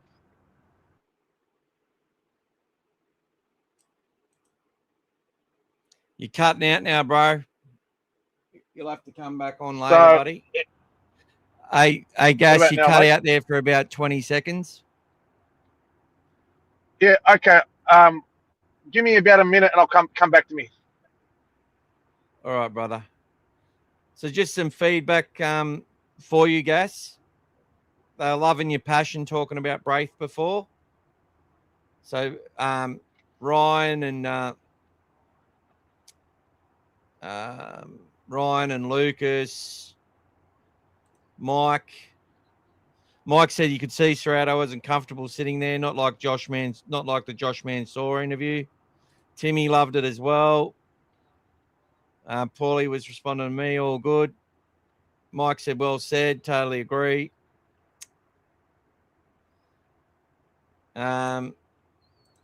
Lucas put in $3 for Pete, threw $3 into the guitar bag. We might do that as prize as well. We'll get Pete to do a concert because I'd fucking pay tickets. He's actually, I love his style. He's just so creative. We're talking a little, just going through your chats, guys.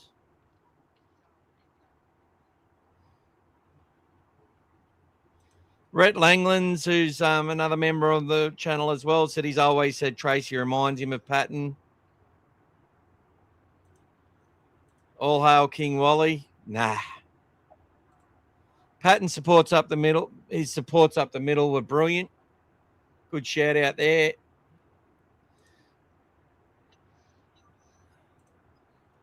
We'll talk about AJ in a moment, Harry. Now? Yeah, he's still still doing that.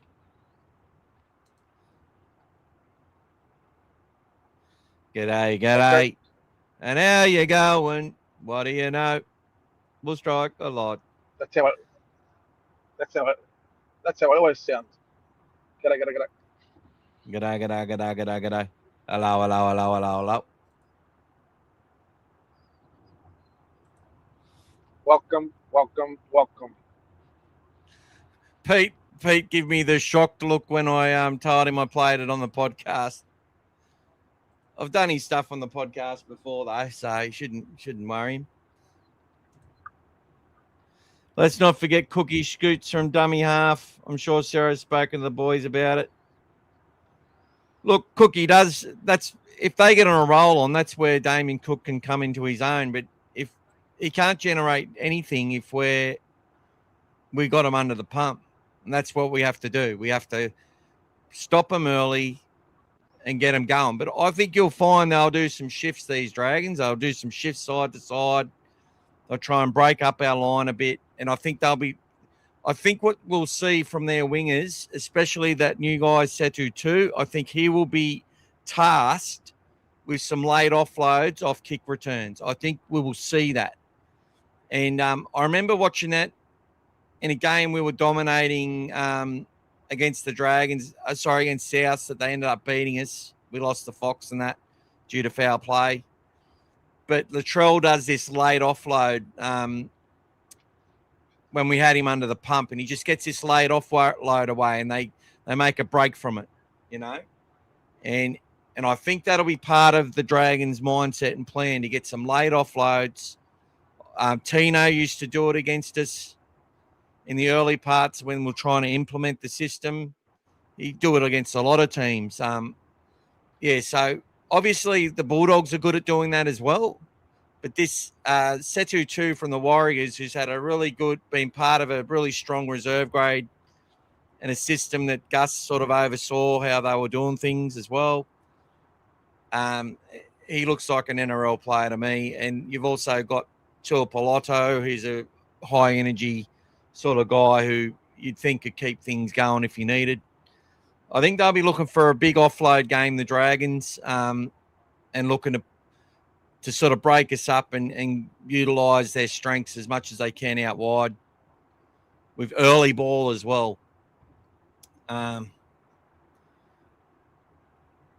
Let me get to Andy Love Pete's song. Paul said if Dragons complete 9 from 10 to start the game, they'll be right in it. Well, they normally do. They normally compete well. I'm expecting that. Although they've Gula knocked it on the first set last year. Wasn't a good start. Good comment here. Dragons have gone real dark this week. Makes me a bit uneasy. Where do you think they will target us? Penrith game plan. Edges. Well, I think they'll be expecting the Bulldogs to play their normal conservative game, do what works, stick to the system, and they'll be looking to unsettle that. So that's how I think they're going to attack it. Andy thinks if we play high intensity footy for 80 and play it down on the Dragons, then we'll have the push to win. Good call. Paulie says, I think we can pump them 50-0. He thinks the Dragons will get better as the season goes on. Tinny wants us to do a song for Folksy. Let us know when you get to Wollongong, mate, because then you should get better, hopefully. Dragons will play through the middle.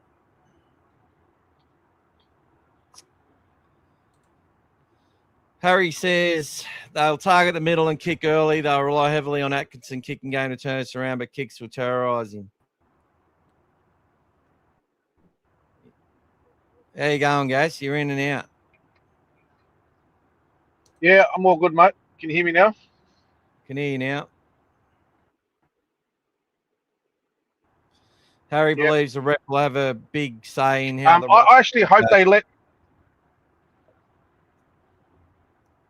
I hope they let Cookie run a bit too, because I want to fatigue him for the end of the game.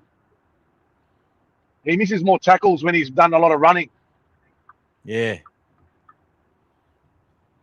So I'm hoping he goes for a few runs early on. You know what I mean? And then he gets smashed, because then he starts to miss a few later in the halves. So I don't mind that if he does go for a run. It's all good.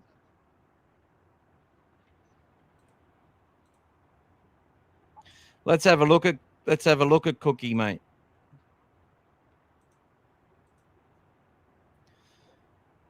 So how many years has he been playing?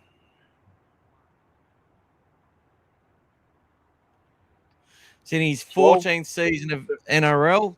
14. But the first 3 years he only played 9 games, including 5 for the Dogs, where we won 4 and lost the last one, obviously a semi-final. Was that against the Sharks? I can't remember. Whoever we lost the final to in 2015. Against the Sharks, I think. Yeah. But look, he tackled at 95% last year. Offloads were way down on previous years. Had 4 try assists, which was the worst he's had in 8 or 9 years. Actually, it could have been the Knights. Sorry, mate. Might have been the Knights. He played 24 matches, 8 wins, 16 losses last year. And his running game was the lowest it had been for many, many years. 52 metres per game. So yeah, Is that for last season? That was for last season, yeah. So his contribution. That's because of one thing, mate. Jacob Little. So he played less minutes. Yep. That's what I mean, though. So the Dragons bought a player that's to come and play less minutes, but there's no Jacob Little this weekend.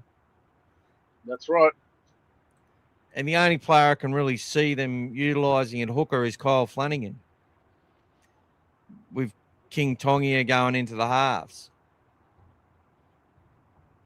as someone that could help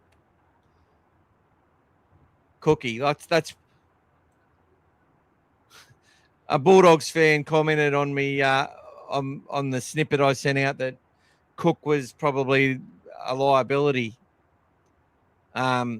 And I was very balanced in the feedback, and he's like, I'm a Dogs fan, but have you played rugby league more than Damien Cook? I'm like, you fucking idiot.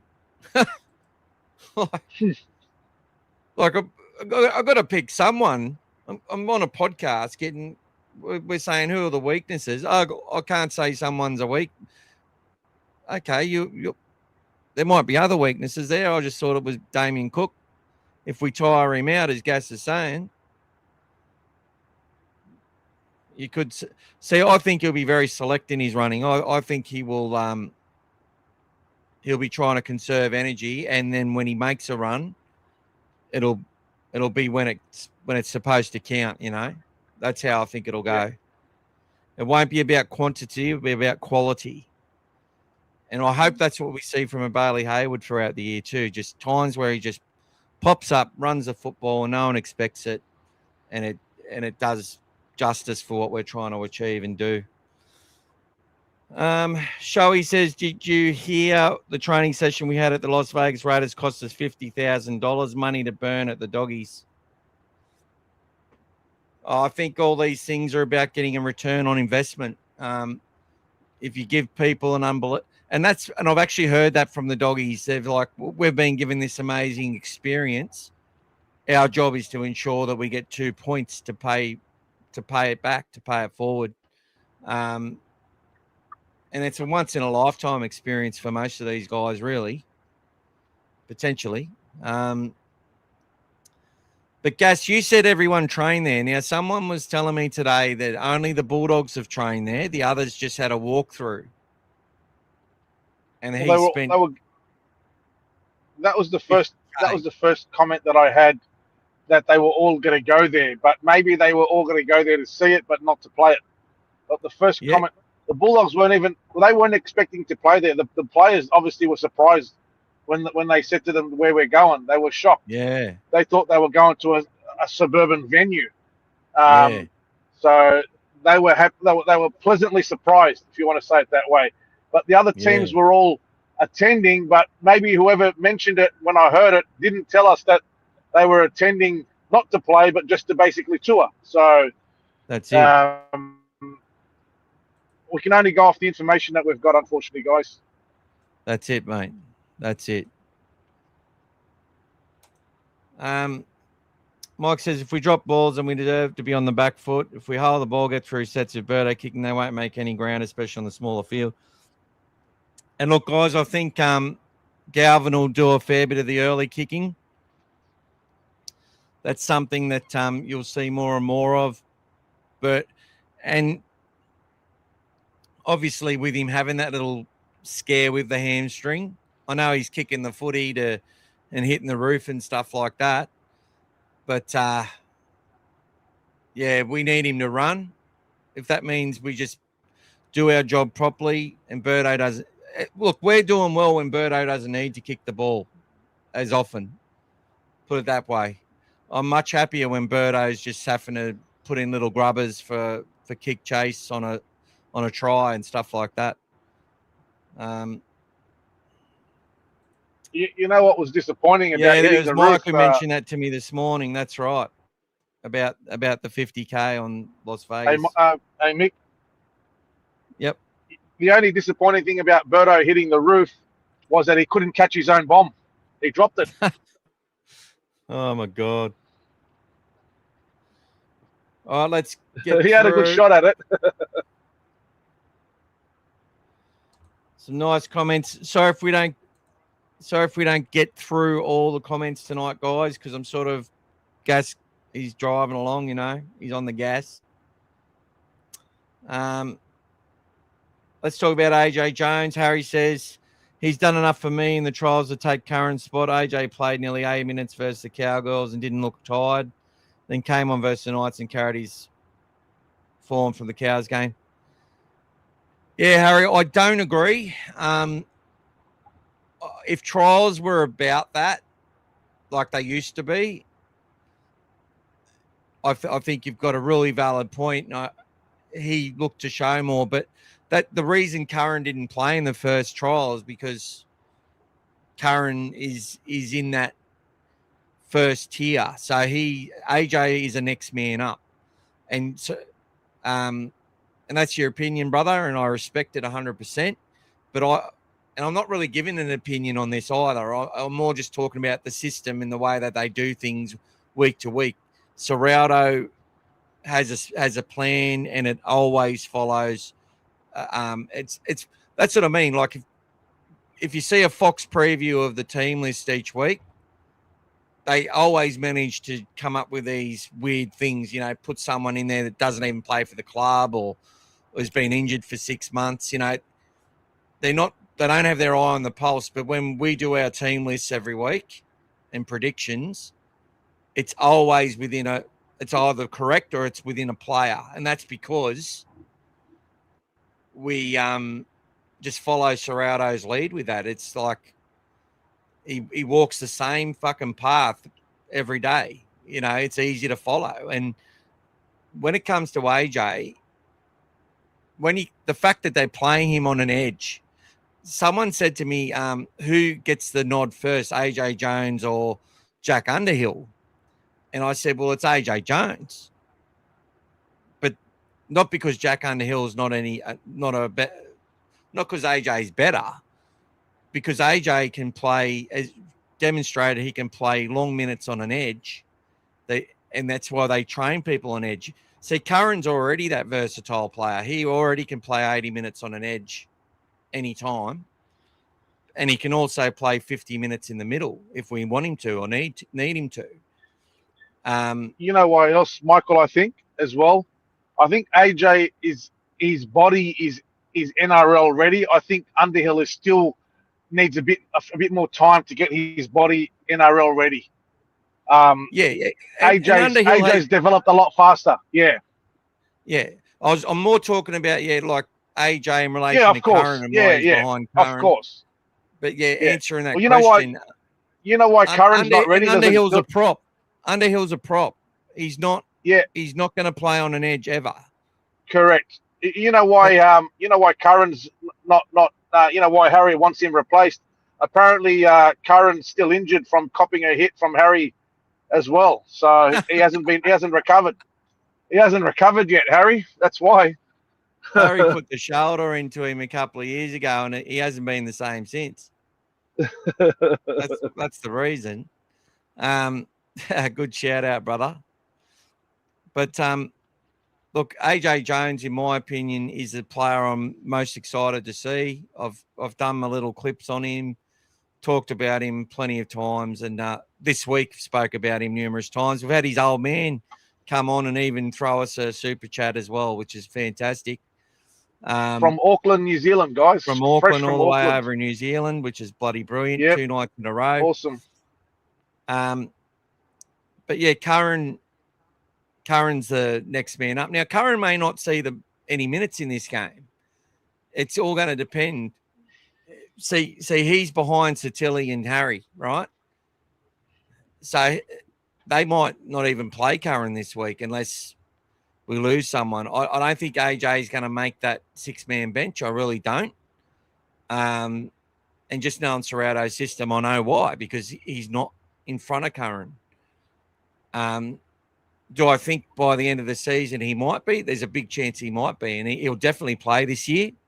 They'll definitely need to rotate some players around. And as I said, AJ to me has looked for a couple of years like a bloke. First really took notice in 24 when he come into New South Wales Cup on the bench. Long hair, and he just looked to handle it straight up. And that's the other thing with him and Underhill. Underhill gets out there and throws himself at everything and looks like he's a man possessed, right? But he's got to be able to do that and influence the game over long periods before they can give him that go in NRL. So I think AJ and Fainulatu will be those two guys will be debuting through the middle at some point over the next 10 weeks, in my opinion. You know what's going to happen as well, Mick? I bet you, hopefully, if knock on wood, if all things go well, and we're sitting pretty coming towards the end of the season, with the depth that we've got this year, mark my words, you're going to see a lot more opportunities for us to play our secondary team, let's call them, in those later games in the season. I think they will have to start doing that to keep themselves primed for the finals. I think they will do that, if things go well this year. Now that we've got that depth, I think they'll start doing that. I think they were still growing, and that's why Serraldo was reluctant to do that. Even last year against Penrith, when Penrith played their reserve team, we didn't. I think you'll start to see we will start to do something similar if we're in the position to. We're gonna use that secondary team, or majority of them, to carry us into the finals, etc. They're going to have no choice but to keep making sure that our guys are fresh into the season. I know there was a few injury factors and players that couldn't stop playing, but it'll be a different ball game this year. And I think Serraldo will keep learning as he goes, and that's one of the things. I know it's only February, but bring that back up in September, in August, and we'll see how it goes. If that comment stands true.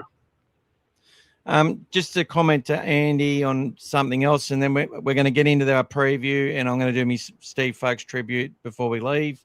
So we won't be on for too much longer, peeps. Andy said, could it be possible Gus Cameron and the Bulldogs could be blocking Brace player agent involvement with the Canterbury's recruitment?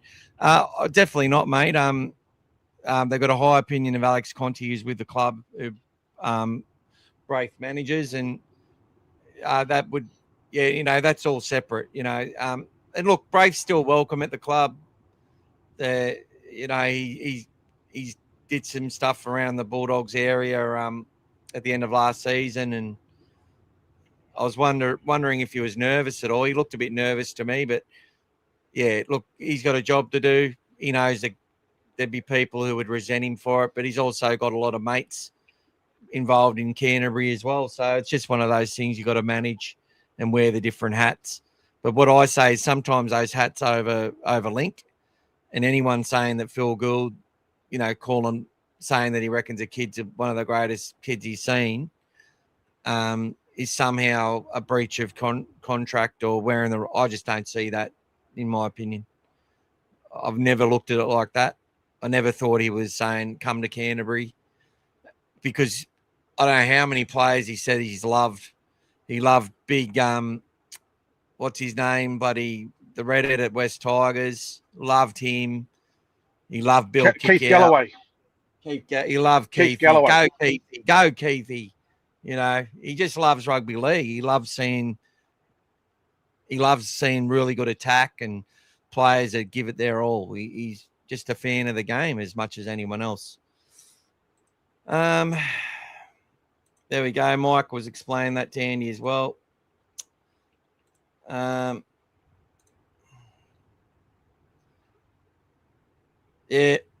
Andy. Connor's about effort. Patton also played fullback in a grand final for the Dragons as well as the Dogs. 100% he did. And he should have won 2 grand finals, not just one. Will our right side defence be vulnerable with Critter left? Good question, brother. Of course it is, but Bronson Cherry, one of his strengths has actually been his defence, and he can defend both sides. So, look, if we concede points on the right edge, I can see people defaulting to that, but you got to go back to last year. Our right edge conceded more than our left edge, way more. And it's only natural because left edge attacks go at right edge defences. That's what happens. And there was times where Critter was angry at Toby, and even with Presto sometimes, where Presto's doing so much work and gets so involved. Sometimes it's the same with kicks on the other side. Sometimes it can leave a hole because they're being overworked and whatever else. So and then some of them don't slide enough or don't push out enough, or they go too far, or the line gets unbalanced. And then that forces Carraz to come in. And we saw Carraz get people get on the outside of him numerous times. But we still had the best defence in the comp. This is what I'm saying. So, we're probably not going to default to we're not as strong defensively on the right edge because Cherry's there, if that's the way they end up playing, because the expectation will be is that they defend the system and do the job they're supposed to do. And when they see a certain player with the ball in their hands at a certain point of the field, they already know what that player's 2 or 3 options are, and they know how they need to stick together in order to react to that. And when that becomes harder is when our middle hasn't been able to hold things down and get things under control. And that's what I said. Your edge, when you can see it on your edge when your middle collapses, and that's been the story of the Bulldogs for 8 years, and it's a story of every team. Since we've got Serrato's system, we've been managing the middle a lot better. It can appear we're being rolled through, but our system enables the guys to get back in the line, keep on hustling, keep on doing that extra little bit. And they might concede 60 metres, but get the set done with and then fight their way back, grind their way back.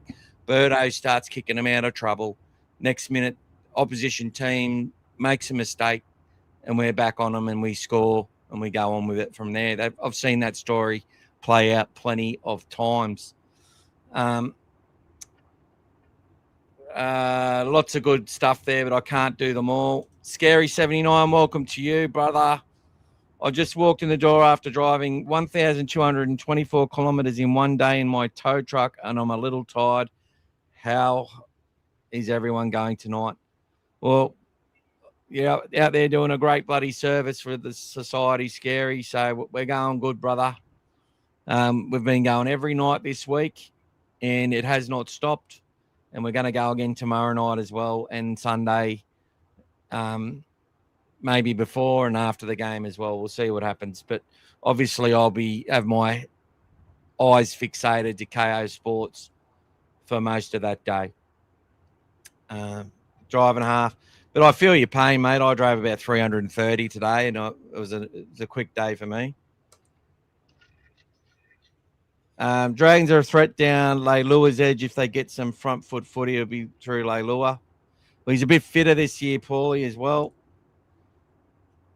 Go, Jacob Preston, you sick C-U-N-T. Hey, anyone tell me, what do you think about Prestomania song? Have you been hanging around listening to that? I know I've had it out for a while. I love it. It's corny as fuck, but I love it. Actually, I get stuck in my head. I walk around just singing it. Doggies, fans, are you ready? Ready? I love it. Well done, AI. Done well. Harry says, Galvin, man of the match. Jacob Little is a big out, and I like that. They're better when he's in the side. What did you tell me? You told me something. You told me about the 50 grand. Harry says 50K divided by 30 to visit Las Vegas Arena and get the 2 points. I think that's money well spent. Timmy says, Preston anytime try scorer based on the stats provided. D. Here's the stat of the day, guys. Get this one down. Making a difference. Kyle Flanagan in 4 attempts as a Dragon. Kyle has never beaten the Bulldogs. Points scored by teams during the 4 games is Bulldogs 110 to the Dragons 60, or an average of 27.5 to 15.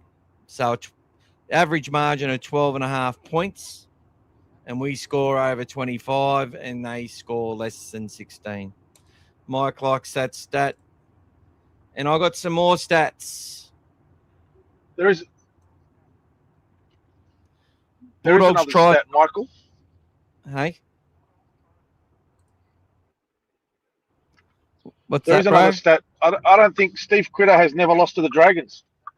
Steve, our captain, has never lost to the Dragons in 8 attempts. I think Avarillo has a stat too against the Dragons. He might not have lost to them as well. Yeah. Well, I know he likes scoring a double against the Dragons. Benny says, which name's on the back of your Bulldogs jersey? Preston for me.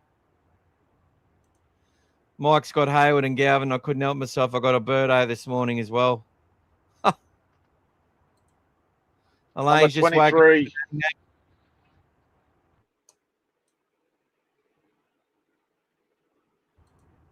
Harry said, did we beat the Dragons with Flanagan playing for the Bulldogs? Can anyone confirm? D says, great question, and the answer is yes. He played the Dragons 3 times as a Bulldog, losing the first game and second game and winning the third. But here's some stats, guys. And just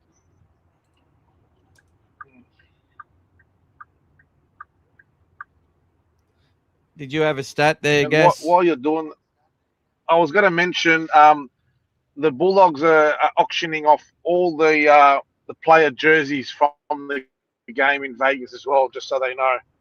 If anybody wants one of those jerseys, the player worn ones, there is an auction that's happening for all those jerseys as well, where you can put a bid in there and try to secure one of those jerseys. It'll be a very unique jersey because not many can ever turn around and say that they played. I don't think the Bulldogs might play Vegas ever again. Maybe not in this lifetime for those players. So imagine having, number 6 Birdo Vegas jersey, that he wore in Vegas. They'll all be framed and everything, so all looked after. So there is going to be an auction for all the 23 jerseys. Well, 22 for us. So James has just found this beautiful looking picture, and it says Stephen the Dragon Slayer undefeated versus Dragons. But going back all the way to 2020, 4 wins with Penrith, 4 wins with the Bulldogs against the Dragons. So there you go. All right. What are we up to now? Are you sure it's not Lachlan Lewis auctioning the jerseys on eBay, Gas? And you get a free little Bluetooth speaker with it as well, apparently.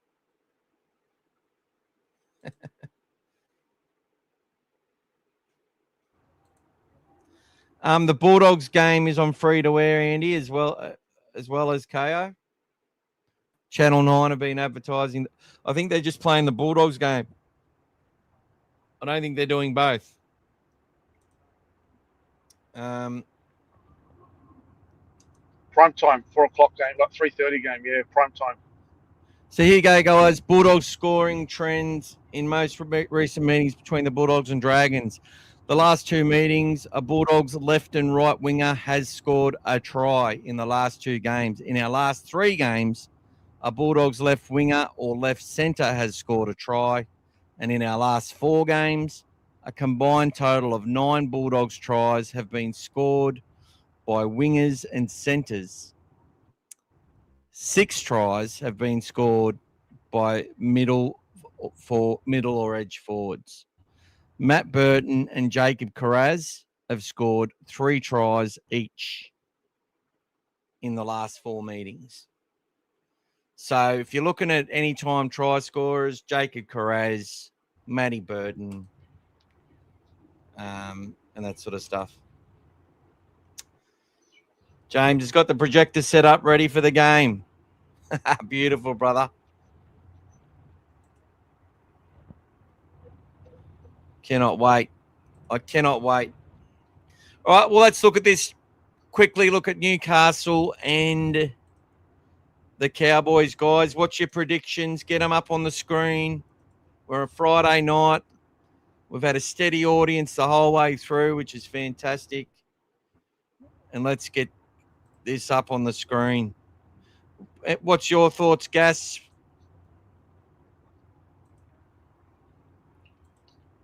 I missed the last thing you said before that. Are you asking in general or? No, your thoughts about the Newcastle and Cowboys game.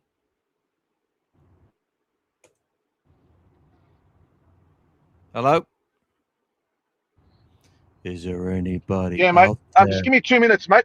Keep going. Give me 2 minutes, mate. Give me 2 minutes. All right, get your chats up, guys. Let us know the thoughts. Here's the team. You got Ponga and Drinkwater at fullback, Dominic Young and Braden Burns, ex-Bulldog, ex-South Sydney Rabbitoh, and he's done a pretty good job.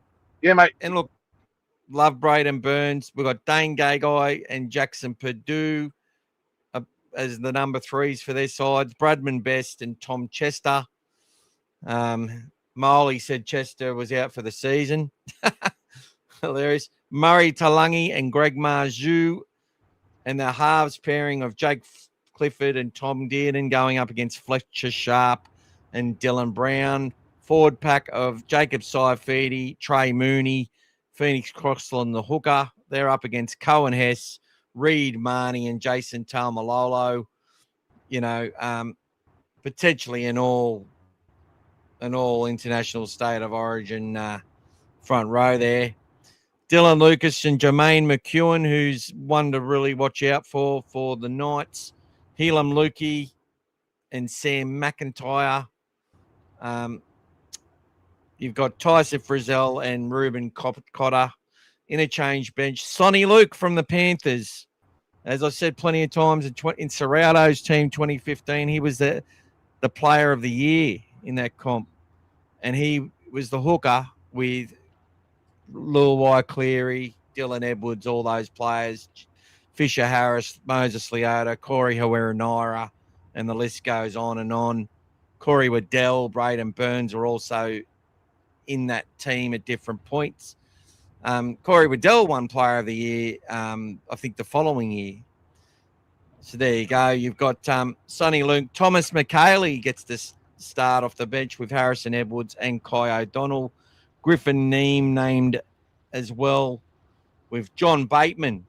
A lot of people forgotten about him. Liam Sutton with Matthew Lodge and Robert Darby. For Newcastle, you've got Sandon Smith from the Roosters, Matt Croker. Obviously, Blue loves the Knights. Thomas Kent, who obviously loved by his mother, very much so. Look at the head on that. I'll tell you, what a good-looking boy, eh? Get it, India. You wouldn't mess with him, would you? Looks like a tough Aussie boy. Goes all right. And then this Pasami Salo. The hit of the year already happened on him. And I'll tell you what, Satilli gave that fella nightmares. Fletcher Hunt, Francis Manolelua, Tyson Gamble, Cody Hopwood, and James Schiller on their extended benches. So, look, that backline for the Knights looks to me like a backline that should be able to do some pretty fucking good stuff.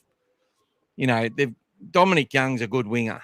Kalen Ponga at his best. Dane Gagai seems to play a bit better than he used to without an Origin jersey on. Bradman Best is one of the best centers in the game. And Greg Marju is just a meter eater. Fletcher Sharp, we all know about him, and Dylan Brown, obviously. So, and I'll tell you what, the Cowboys backline is not too bad either. Like, honestly, what a competition we've got on paper, guys. On paper, you line these two teams up against our team and go back a year or even the start of last year. They're not. Our team is not necessarily considered better than these sides. You know what I mean? But the value of our players in our team have just gone up a lot over the last couple of years since Serrato's come to the club. And but I'll look at this pack. Cohen Hess, he doesn't get enough, in my opinion. Cohen Hess doesn't get enough of focus. Well, credit for one part, but focus, Gas. Like, he does some grubby shit, this bloke, and no one calls it out. Head grapples a lot. Well-placed knees in the ribs. He knows exactly. He's good in the wrestle. He's a tough bloke. He used to be a young barnstorming edge-back rower in the day playing Origin. Saifidi can rocks and diamonds, in my opinion. Trey Mooney, the new up-and-comer that they really need. I think the problem with the Knights, to me, is their forward pack, and that's what's got to stand up. I think the Cowboys have a bit more edge and a bit more class in their forward pack.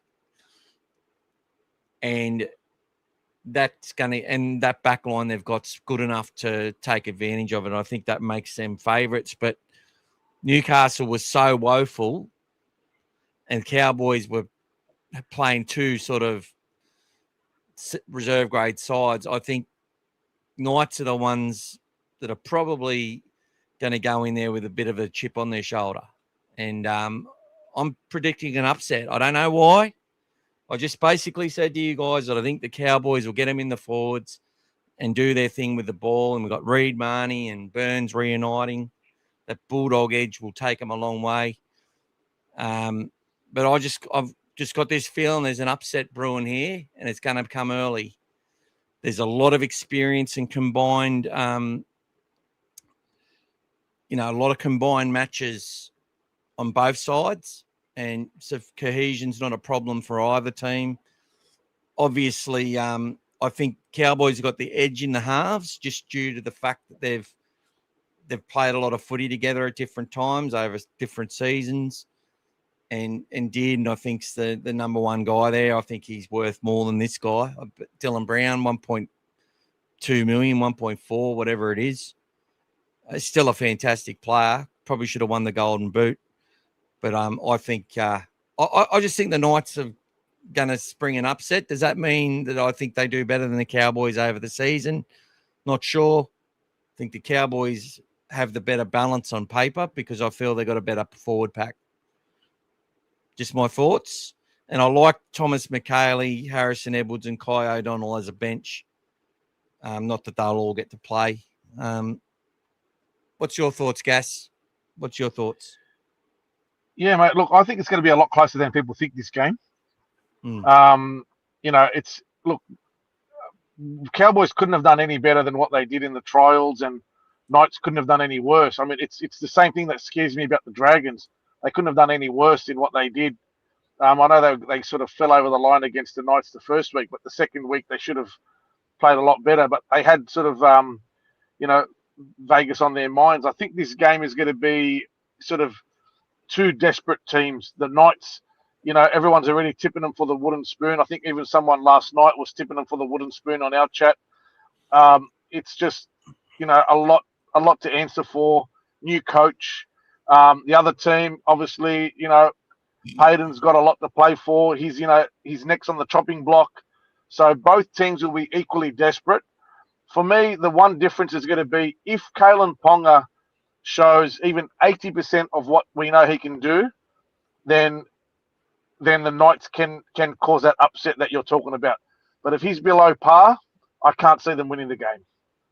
So without Kalen Ponga being Kalen Ponga, even 80%, I can't see. If he's anything below that, they're not going to stand a chance on both sides, attack and defence. The Cowboys will have too many points, and it'll be a tough game. But I just hope it's a good game. And if there is going to be an upset for the weekend, let it be this game before we have the main event after that, and we can hopefully put in a polished performance. But yeah, so two good teams there. But yeah, obviously a good lead in, something to give us a bit of excitement as we get ready for our game, guys. One player I will say for the Bulldogs, Mick, that I think is going to be the biggest improver of the year. I'm going to nominate a player that I feel is going to be the biggest improver of the year for the Bulldogs. I think Bronson Cherry. I think he, for me, still has not sort of felt he's comfortable in what he's doing. I think he's been doing everything right, if that makes sense. He's been doing all the little things right. He's been focusing on doing the team job and looking after everything. But I still don't believe he actually believes in himself, and he's actually doing what we know he can do as a player. Well, he showed us a glimpse last year against Manly.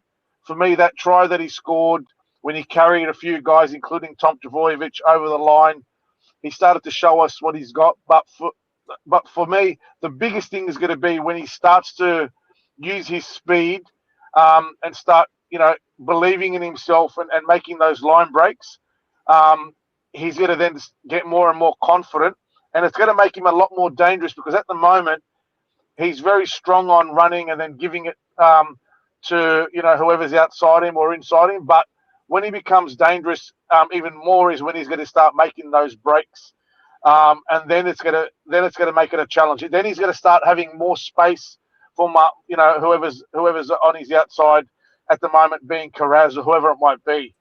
So he's going to be, for me, the player that probably will show the biggest. And if he comes good, it's going to be dynamite on both sides of the field. So that's my player to watch. I know we've sort of wrapped up on the Cowboys and Knights quickly, and I've moved on to that. But that's my player to watch. So if anybody agrees or disagrees, please feel free to let us know. Andy says Cherry's got a cheeky step. But look, Pothole wants me to sing some more. I might sing some John Paul Young. Love is in the air. Bulldogs everywhere. Oh, there we go. Oh, Cohen S reminds me of Michael Crocker. Well, he does remind me a bit. Michael Crocker was an actual bigger grub. Like, when you're talking about shit that people say on the field and actions you do off the field. But anyway, there's some players in our team back then that were fucking grubs as well. Every team's got them, mate. They're lucky they got to go on and have a second chance to become good people in lives. Put it that way. But I support the club first. Okay, mate. Harry's. Let me read this one. Harry's saying if Knights can keep Cowboys scoreless for the first 20 minutes, containing the forward pack in the likes of Haas and Taumalolo, Knights will have enough in the tank to beat them with the 3 duo. There you go. Cowboys are a momentum team. Once they score, they can't stop. The Pringle Cowboys. I got my eye on Kick Out. I have a feeling he's going to have a good season. Yeah, me too, mate. He looked rare. As I said, he normally takes a couple of games to get cranking, but that trial, he looked to me further ahead in his preparation than he ever has at the Bulldogs. Sort of like Burton last year before he got that injury against the Gold Coast. Titans, yeah. Belmore. So good stuff, guys. I'm going to do the spinner soon. But that's my thoughts. Thanks to everyone who's given their thoughts on the Cowboys. Timmy says first try scorer, anytime try scorer. Jake Clifford going to run the ball out wide. And I think on this, look, as Dee said, most of the teams are scoring. Every game so far has been above 30 points total. So I thought with the skinnier field, we might it might mean we have a situation where, edge back rowers and stuff running strong lines are going to prove the difference in some games. But I think it's actually gone a bit beyond that. It actually hasn't been as big. It's a fast track as well. I think the fast track is countering the size. Yeah, that's it. There's a lot more efficiency there on every step. So Mike's got Cowboys 36-12. Harry says Ponga, Sharp and Brown to run a muck. Knights 28-20. Cowboys to win 1-12, predicting 20-12 for the Cowboys. For Timmy, first try scorer, we said. James says Cowboys 21-20 in a close one. So there you go. Ooh. An entertaining game to start round one. But guys, now I'm going to do a little bit of dictating. I think the best way is just to read it out. And I'll put it up on the screen. I've got a tribute to Stephen Folkes, best club man of the Bulldogs of all time, in my opinion. And it's in some very established, high esteemed company. And it's not a debate. It's just my opinion. We don't all have to agree with it, but I'm sure, regardless, he is considered one of the best Bulldogs of all time. So 8 years gone, never forgot the enduring legacy of Stephen Folkes. Today marks 8 years since the Canterbury Bankstown Bulldogs farewelled one of the finest figures ever associated with the club in Steve Folkes. I still clearly remember the moment I heard the news, as many supporters did. I was stunned and I struggled very much to process what was going on. For me, it was sort of like when I heard the crocodile hunter had died. I could not fucking believe it. I could not believe it at all. I refused to believe it. For me, folks, he wasn't just another former player or coach. He represented the heart and spirit of Canterbury. Every time he stepped onto the field, he played with that grit, determination, and a total commitment to the Bulldogs jersey. As good or better than anyone I've ever seen. Interestingly, Steve Folkes began his football journey as a halfback before eventually transitioning into the forwards, where he would become known for his resilience and work ethic. And that willingness to adapt for the benefit of the team defined the type of footballer and person that he was. And I'll say it again, when we keep talking about we're not big enough, our pack's not big enough, honestly, I say it myself, and I need to tell myself to shut the fuck up, right? You know why? Because Stephen Folkes was smaller. I think he was smaller than me. And that's pretty easy to do. Sorry, but he wasn't big at all. But some of the biggest forwards in the game didn't want to run it at him, and we were lucky to have that on both sides of the ruck, because no one wanted to run at Cement Gillespie either. Folkes played for the Bulldogs from 78 through to 89, building a reputation as a relentless competitor who never backed away from the physical side of the game. And after that period, he did go to England, played for 2 years for Hull FC before coming back to the Bulldogs in 1991. He returned to the club to provide leadership and stability during a real time of transition. His connection to the Bulldogs was never about convenience. It was always about loyalty. Across his career, Folkes achieved a remarkable milestone by becoming the first ever Bulldog to surpass 300 matches for the club across all grades, alongside his 245 first grade appearances. That record stands as a reflection of longevity, dedication, and an unwavering bond with Canterbury Bankstown. In 98, Folkes, he stepped into the role as our Bulldogs coach. Now, that season we finished ninth. It was a really poor season in many ways. We struggled to beat teams below us and definitely above us. It was a top 10 finals for the first and only time in our history. And we produced an incredible run, which actually started a long way before that. We were way down the ladder, and there was, I think, potentially 11 games. We won 9 of them and maybe drew against Illawarra later in the season, which made it sort of touch and go if we're going to make it. 23 all. Yeah, that game frustrated the fucking hell out of me. I got to watch us. We beat the Storm, I think, 8-0 in the last game at Belmore that year. I'm pretty sure it was as well. I was in the stand with, I think, 8,000 other people. Couldn't get a seat. There was about 4 people outside of the stands. It was pelting down all game. I think Craig Polomouta might have been the one who scored the try under the posts late in that one.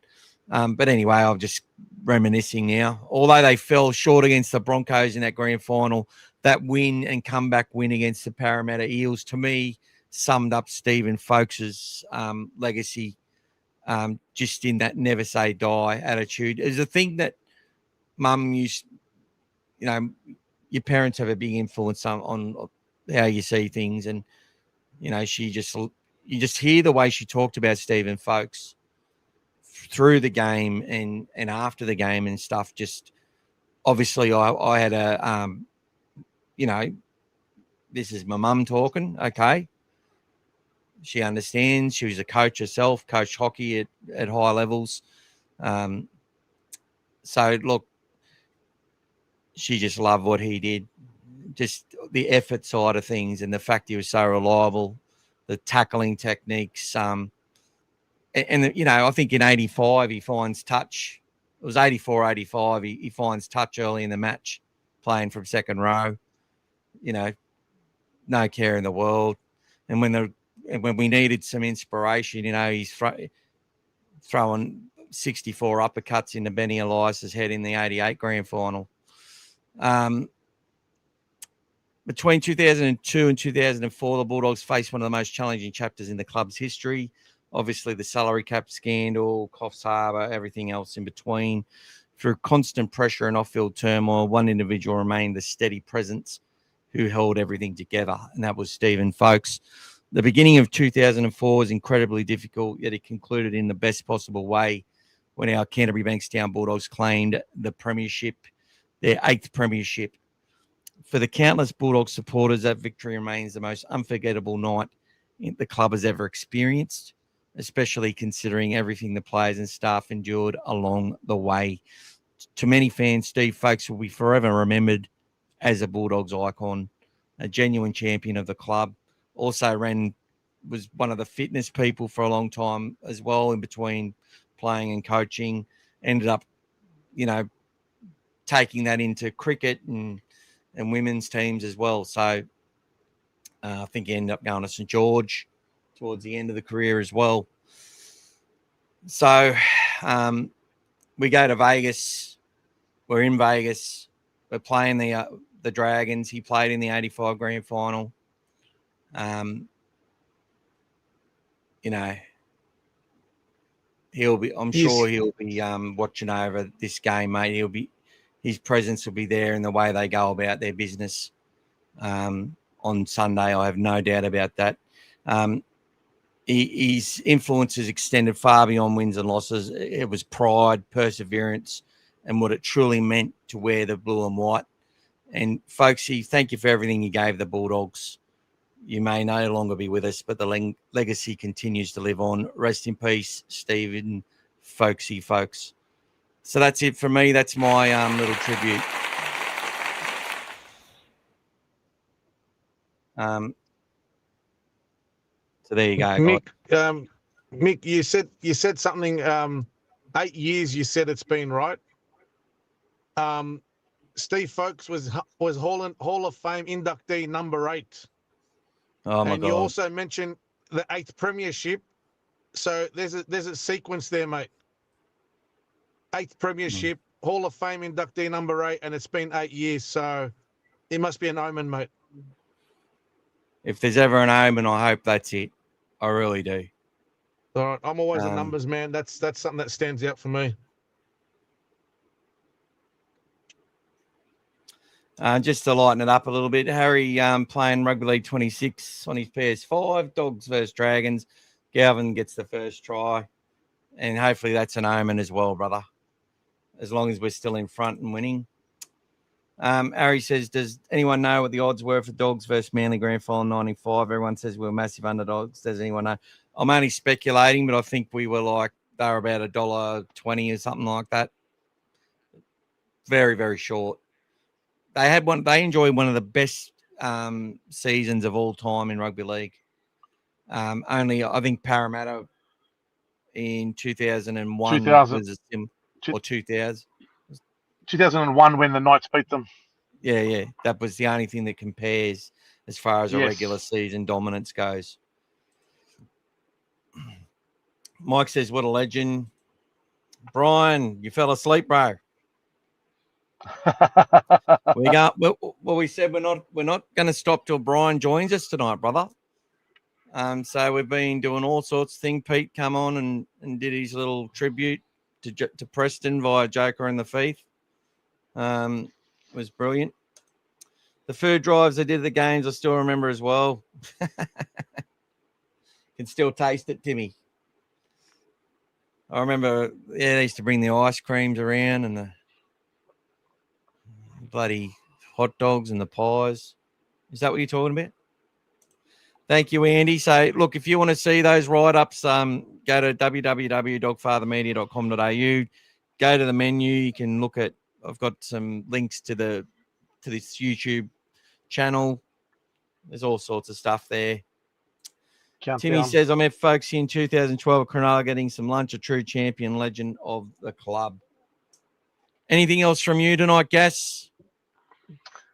No, mate. Guys, tonight I'll be posting after midnight very soon the last of the number ones, the number one countdown with 1 day to go. So after midnight, it'll be one day to go. So that being Saturday into Sunday. And I'm going to have a look to see if I'm going to do a day 01. Let's see how we go tomorrow. But 1 day to go. There will be something that you can look for on the countdown at number one. If anyone spots it, send us a message and let me know. There's something special on that countdown, guys. It's something to do with the photo. If anyone spots it, let us know on the countdown for number one. But obviously, a lot of the records are dominated by one person. So we'll see that shortly, guys. But there will be something I want to talk about, but let's save it for tomorrow night.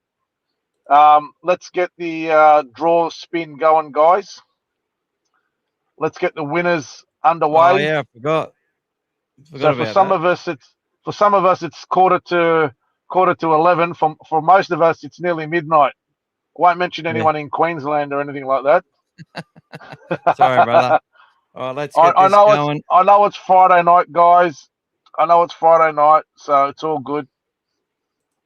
While you're doing that, I want to just remind people when the Dogs used to have the get in the finals back in the 80s and 90s, there was always at the Leagues Club they used to have these little basically like the food trucks now, little caravans, and you had to go and as soon as the Monday morning came, you went and lined up, and they opened up, and they used to give you these like banners, and each one had a player's name, like Brian Batiste, something like everything had a little name, Cement Gillespie, and they were like little catchy ones. And the first thing you did, you went home and you stuck them all over the front of your house or on your cut, wherever. Those were the good old days, guys. They were amazing growing up around Belmore. It was amazing stuff.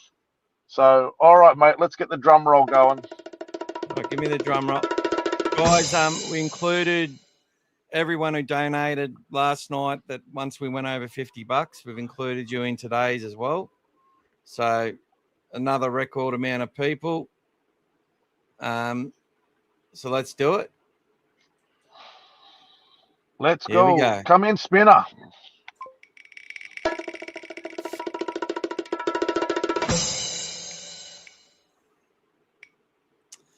Ryan Reggie boy has won. Reggie! Woohoo! Brother. Well done, guys. We have a new winner. And Ryan, you've won a Bulldogs flag that you can nominate the player of your choice to be on there. Send us a message, mate. Send me a message if you like. Don't break the fence. Let me know who you'd like to choose, mate. Do you know where Ryan is, Michael, is he in Sydney? Not sure. I forget, Ryan, let me know where you are, mate. We'll work it out, mate. Wait, obviously, give us some time for the players to come back. We've already got.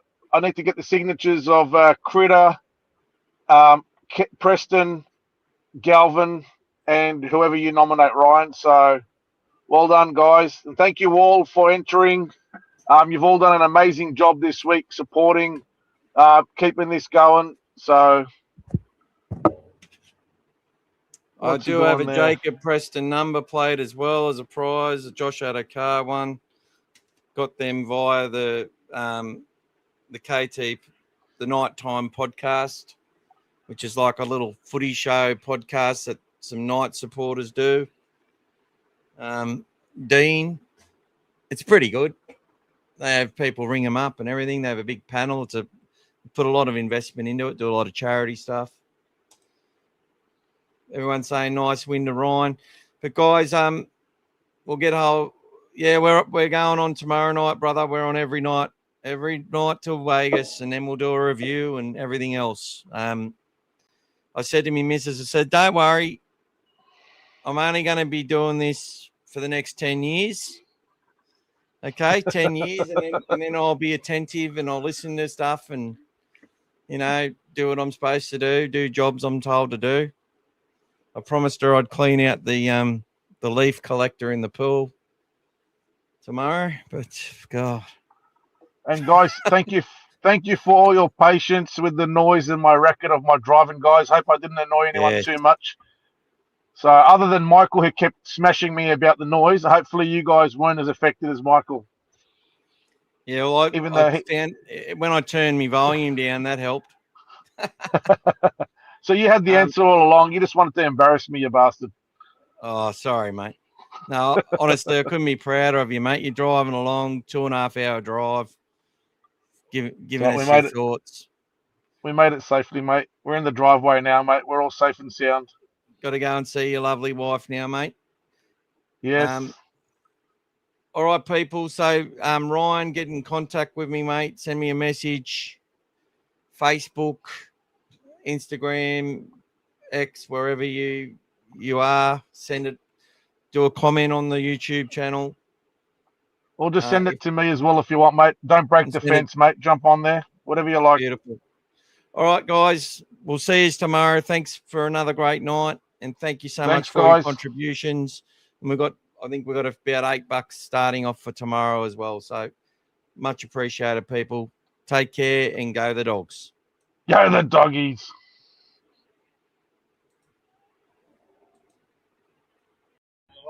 Yo, what up, guys? Want to give a massive shout out to All Things Bulldogs. If you guys haven't watched their podcast, check them out. Let's go. Hey guys, Tuesday nights, All Things Bulldogs Podcast. Make sure you get onto it.